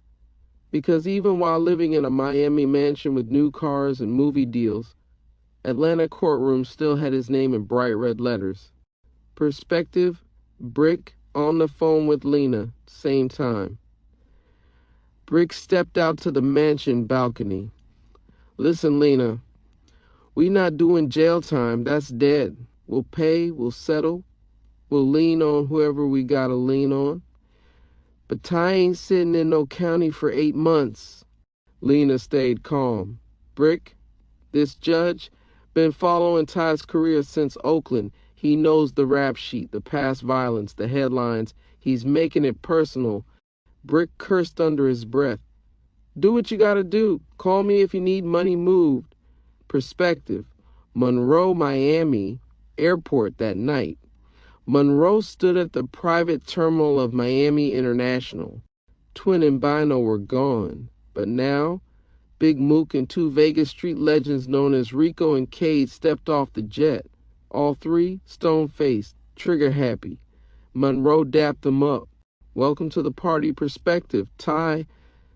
Later that night, Miami mansion, looking at himself in the mirror. Ty stood in front of his bathroom mirror. Diamond grill shining. Neck heavy with ice.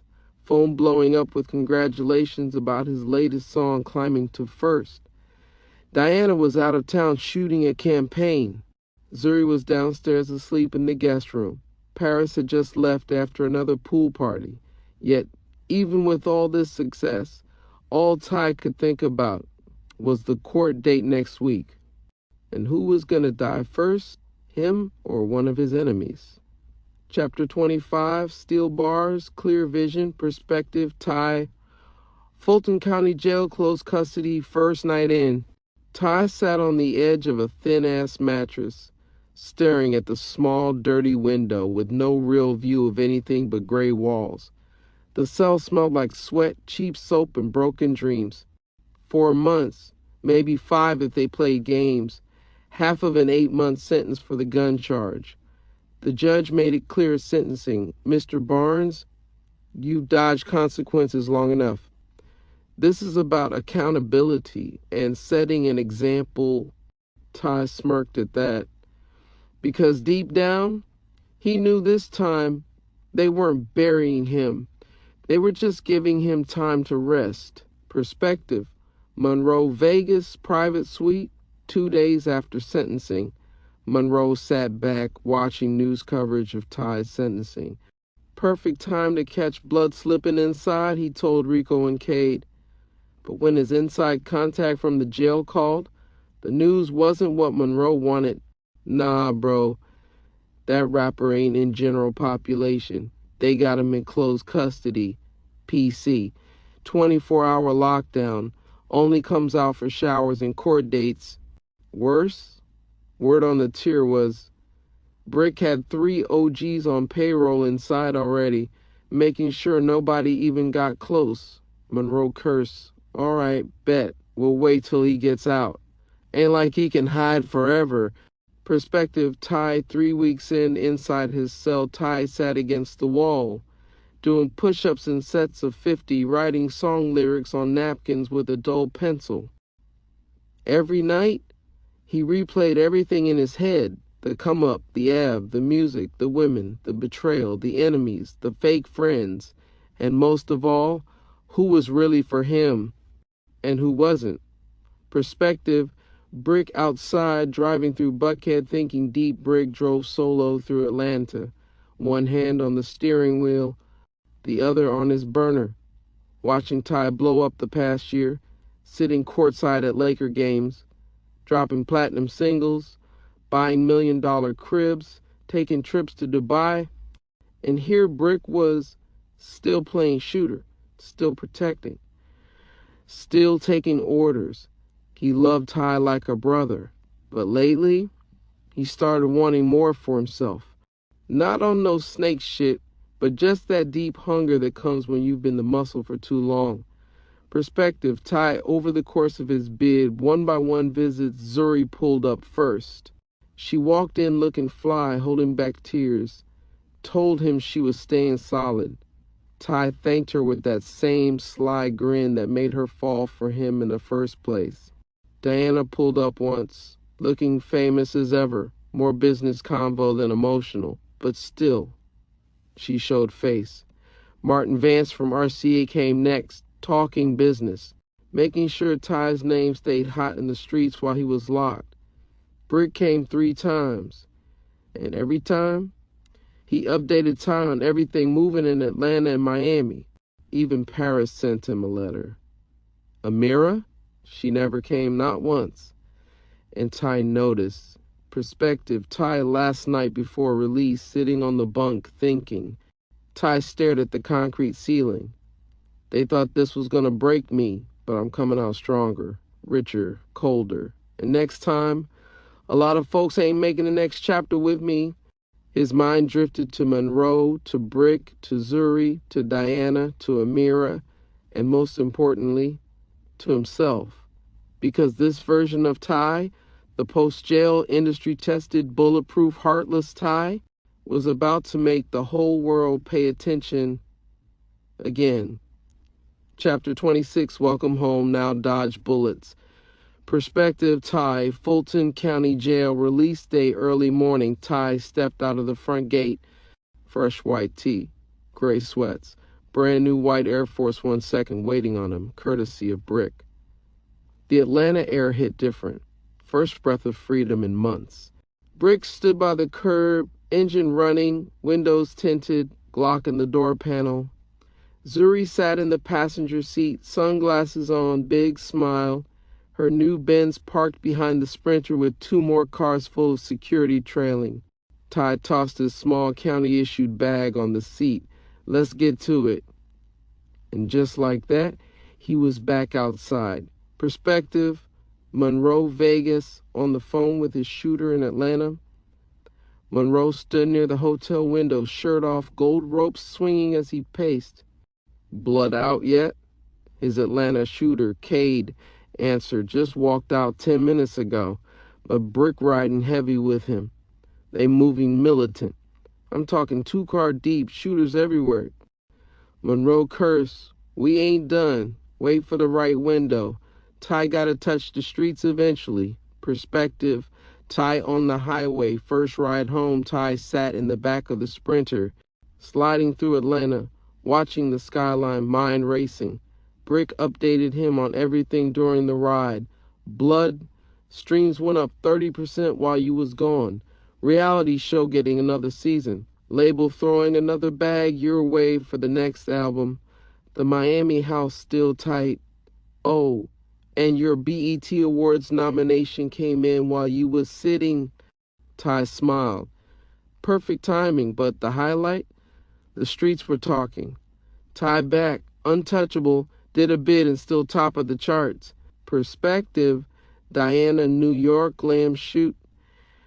Diana stood on set in Harlem, full glam, doing a magazine cover spread. Her assistant rushed in. He's out. Diana froze for half a second, then adjusted her pose, looked right at the camera, and said, perfect. Now watch my streams go up too. Perspective, Amira lay, listening session.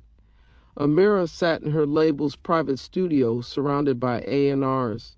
Her phone buzzed. Ty free trending on Twitter. She stared at the screen for a moment. Her heart sank, then rose, then sank again. But she didn't text. Not this time.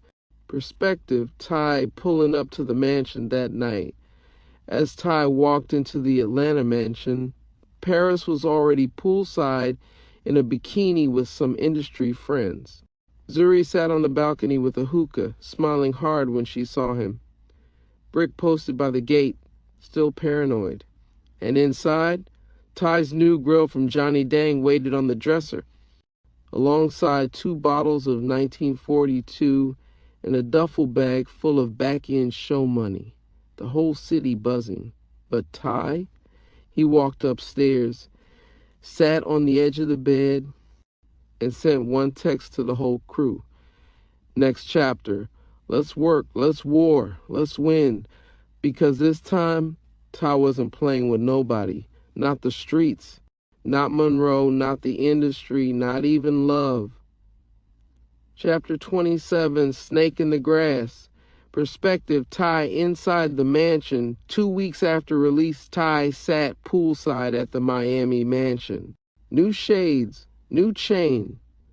Lamborghini keys sitting on the table next to him. Paris floating in the pool.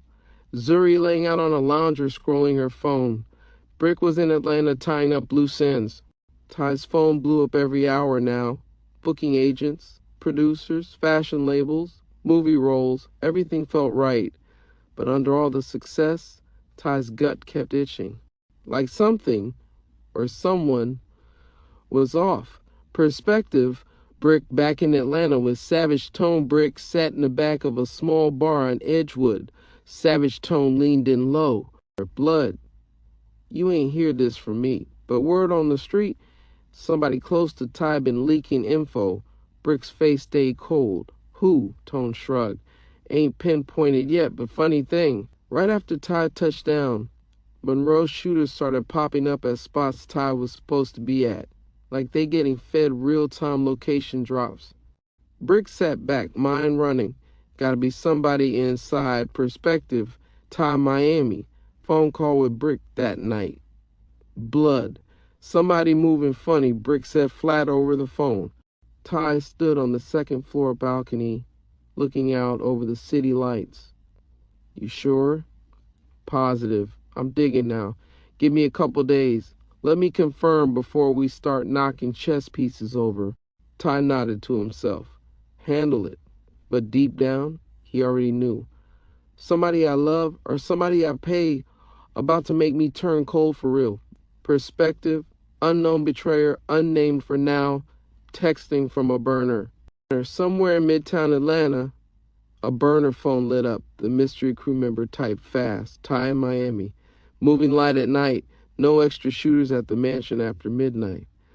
Monroe, do what you do. Phone flipped closed. Number wiped. Smirk on their face because the betrayal had already begun. Chapter 28, When Trust Cracks. Perspective, Brick back in Atlanta watching Tone close. Brick sat parked 2 blocks away from a random Chevron off Campbellton Road. Savage Tone stood outside, arguing on FaceTime with someone Brick couldn't see. For the last few days, Brick had been moving low, trailing Tone whenever he left the crib, watching who he talked to, peeping how many times he left the room during meetings, how often he stayed glued to his phone, texting like his life depended on it. Today, Brick spotted Tone pulling up to this gas station, then hopping into the passenger side of a random gray Altima that pulled up minutes later. Brick squinted. Out-of-state plates, Vegas plates. His stomach dropped. Nah, this little NA ain't that bold. Brick grabbed his phone, texted Ty. Blood, we got a problem. Perspective, Ty. Miami mansion, studio room. Same time Ty sat in the home studio, hoodie on, lamp lit, scrolling through mixes for his next single. His paranoia was rising daily.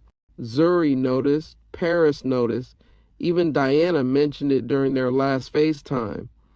Ty moved with 6-man security rotation now, even just going down the street for food. Brick's text buzzed in. Blood, we got a problem. Ty leaned back, lit another blunt. Because between Monroe's Vegas hitters, the feds breathing down his neck, and the industry still playing puppet master, Ty didn't have much trust left to give. Perspective, Monroe, Miami, rental house that night.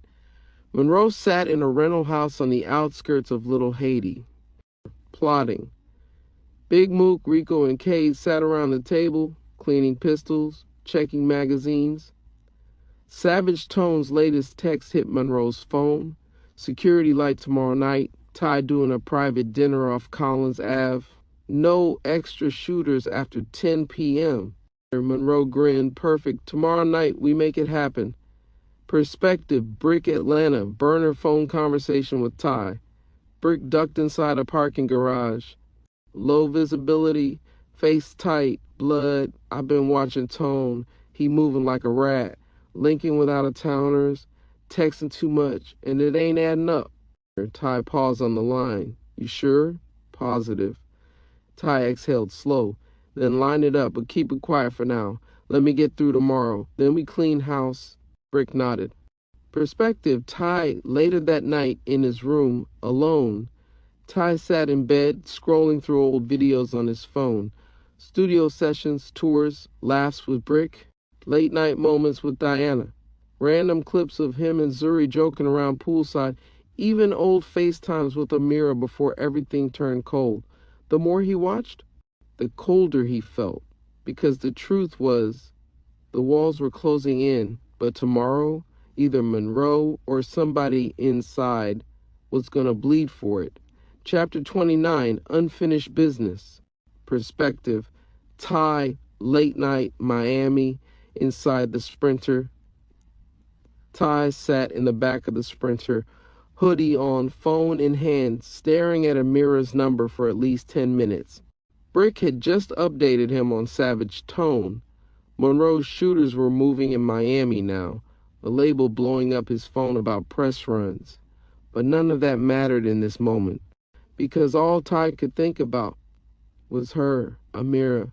After everything, all the platinum plaques, all the women, all the street wars, the BET awards, the Billboard charts, the Miami mansion, the jewelry, the court cases, he realized he'd never really had one last real conversation with her. So Ty pressed dial and waited. Perspective, Amira, Los Angeles, studio apartment 3 hours later. The knock on her hotel suite door was soft but confident. Amira opened it, and there he stood, Ty, hood pulled low, shades on, still the same energy, but something softer underneath the surface. For a long second, neither said a word. Then Amira stepped aside. Ty walked in. Perspective, the conversation. They sat by the window, the city lights glowing behind them. Ty looked at her. She looked back. No fake laughs, no industry talk, just raw, unfiltered emotion. Ty finally spoke first. You ever think none of this was supposed to go like this? Amira laughed low. But it was sad. Every day they talked about everything. The nights he left her on read. The nights she posted thirst traps on purpose. The times she wrote songs about him without saying his name. The girls he flaunted publicly. The interviews she shaded him in. The shows where they passed each other backstage and said nothing. By the time they ran out of words, they both just sat there, breathing heavy, staring. The energy shifted. Ty reached for her face. Amira didn't pull away. Their kiss, long, messy, built on months of tension. One thing led to another. And that night, they made love. Slow, passionate. Like two people who missed each other more than they were willing to admit. Perspective, morning after, reality slaps as the sun cracked through the blinds. Ty's phone lit up. TMZ alert. Ty spotted leaving LA hotel with mystery woman, fans already speculating online. Zuri's DMing him. Diana's team texting about damage control. Brick calling twice. Security detail banging on the door saying fans and paparazzi downstairs. Ty sat on the edge of the bed, running both hands over his face. Amira lay there, hair wild, wrapped in hotel sheets, staring at him. For a long second, they just looked at each other, and without saying it, they both knew the truth. We ain't done. Chapter 30, Pressure Bust Pipes. Perspective, Ty touchdown, Miami afternoon. Ty stepped off the private jet. Sunglasses low, chain heavy, energy different. Zuri and Paris were already waiting at the mansion. Diana was still in New York, caught up in press runs. Amira, back in LA, but still fresh on Ty's mind. Brick met him at the gate. We gotta talk. Ty nodded, lit a blunt, walked inside. Perspective, Brick inside Ty's office that night. Brick closed the door behind them. Her blood. I've been trailing Tone for 2 weeks now. Calls, weird meetups, and bro, I got proof. He's been feeding Monroe locations. Brick pulled out a small burner phone. Played back a voice memo. Tone's voice, clear as day, yeah. Ty's supposed to be at Prime 112 tomorrow night. Light security. I'll make sure they leave around 11. Ty sat back in his chair, staring at the wall, silent. After everything, Tone. Someone who rode in sprinters with him, someone he sent money to, someone who held guns for him. Handle it, Ty said cold.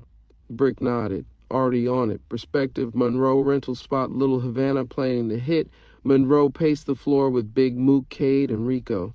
The plan was set. Tonight, they were hitting Ty's mansion. Not waiting, no more plotting, just full send.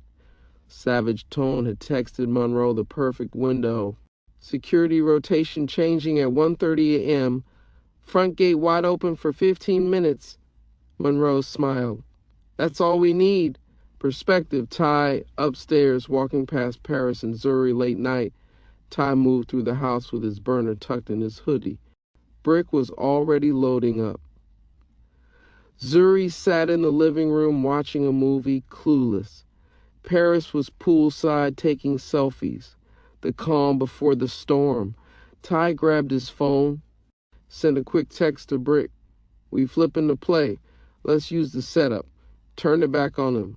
I want Tone alive long enough to look me in my face when he realizes he played himself. Perspective, outside the mansion. 1:20 a.m. Monroe shooters pulled up 2 blocks out, weapons ready, masks on. Meanwhile, Brick and Ty's shooters were already in position, hiding in neighboring yards. Cameras tapped in. Brick sat in an SUV across the street, pistol on his lap, eyes focused. Perspective, Ty standing at the window watching everything. Ty stood at the top floor window, watching the shadows move. The betrayal, the setup, the war, the fake love, the industry games, the music, the women. All of it replayed in his head like a movie. And as the first figure crept toward his gate, Ty smiled. Let's make tonight unforgettable. Epilogue, the cost of the crown. Perspective, the night it all fell apart. Miami mansion shootout night. The air in Miami was thick with gunpowder and sirens. Glass shattered, bullets ripped through drywall, bodies hit the ground. Ty stood in the middle of it, shirtless, wrist bleeding from a graze wound, axe in hand. Firing back toward the gate, Brick was already down, blood pooling by his leg, breathing ragged, but still squeezing off shots from behind a flip couch. Zuri, in the back hallway, dragging Paris toward the panic room, yelling at her to stay low. The feds came immediately after the shooting stopped. SWAT, ATF, DEA, FBI, all pulling up like they've been waiting for this moment. Perspective, Ty, federal court sentencing day 3 months later. Ty stood there in a tailored black suit, fresh fade, beard lined perfectly, but that look in his eyes, cold, empty. The judge laid it down heavy, 5 years, 85% to serve, on RICO and gun possession. The media went wild. Fans rallied online, but Ty just smirked at the cameras on his way out the courtroom, because in his mind, it was still chess, not checkers. Perspective, Brick, federal prison, cell block C across from Ty. Brick sat on his bunk, legs still healing, 8-year sentence stamped on his paperwork. But when he looked across the tier and saw Ty walking the yard, he couldn't help but smile. I always knew it would end like this, just didn't know it would feel this peaceful when it finally did. Brick had money, enough for when he came home. And at almost 30, he wasn't bitter, just tired. Perspective, Zuri, Atlanta, 1 month after Ty's sentencing. Zuri caught Monroe slipping in a motel parking lot just outside East Point. No talking, no warnings, just action. As he fumbled for his keys, she slid up behind him. Box cutter sharp and fast across his neck, blood sprayed. Amira sat frozen in the passenger seat, watching it all unfold in horror. Zuri wiped the blade on her jeans and looked at Amira dead in the eyes. This for Ty, motherfucker, then drove off like it was nothing. Perspective, Diana, somewhere in L.A. on a movie set, Diana stayed low. The negative press almost killed her endorsements.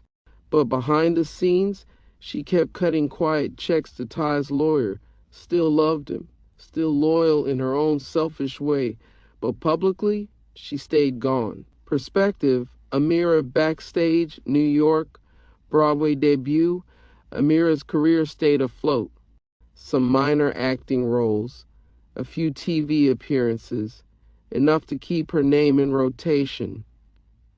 But on lonely nights, she sat in her dressing room, writing letters to Ty, visiting when she could, never posting it, never tweeting it, just keeping that connection alive, quietly. Perspective, Zuri, Atlanta, recording booth 6 months later. Zuri stood in a small studio, spitting bars over a trap beat. Her mixtape, raw, emotional. Street, title, Loyalty Ain't Free. The streets loved it. Even Ty's name buzzed in her opening track. Perspective, Ty prison yard. 1 year in, final scene. Ty stood on the yard, sun shining on his face, tattoos showing, mind calm, still rich, still famous, still respected, but different now. Done chasing the limelight, done trusting too many people. Brick sat on the bleachers nearby, laughing with another inmate. Ty cracked his neck, walked a slow lap around the track, and whispered under his breath, "When I get out, a lot of folks getting cut off, and the rest gonna have to answer for how they moved when I was gone, because even behind steel doors, Ty was still Ty." And the next chapter would start with blood, or millions, or both,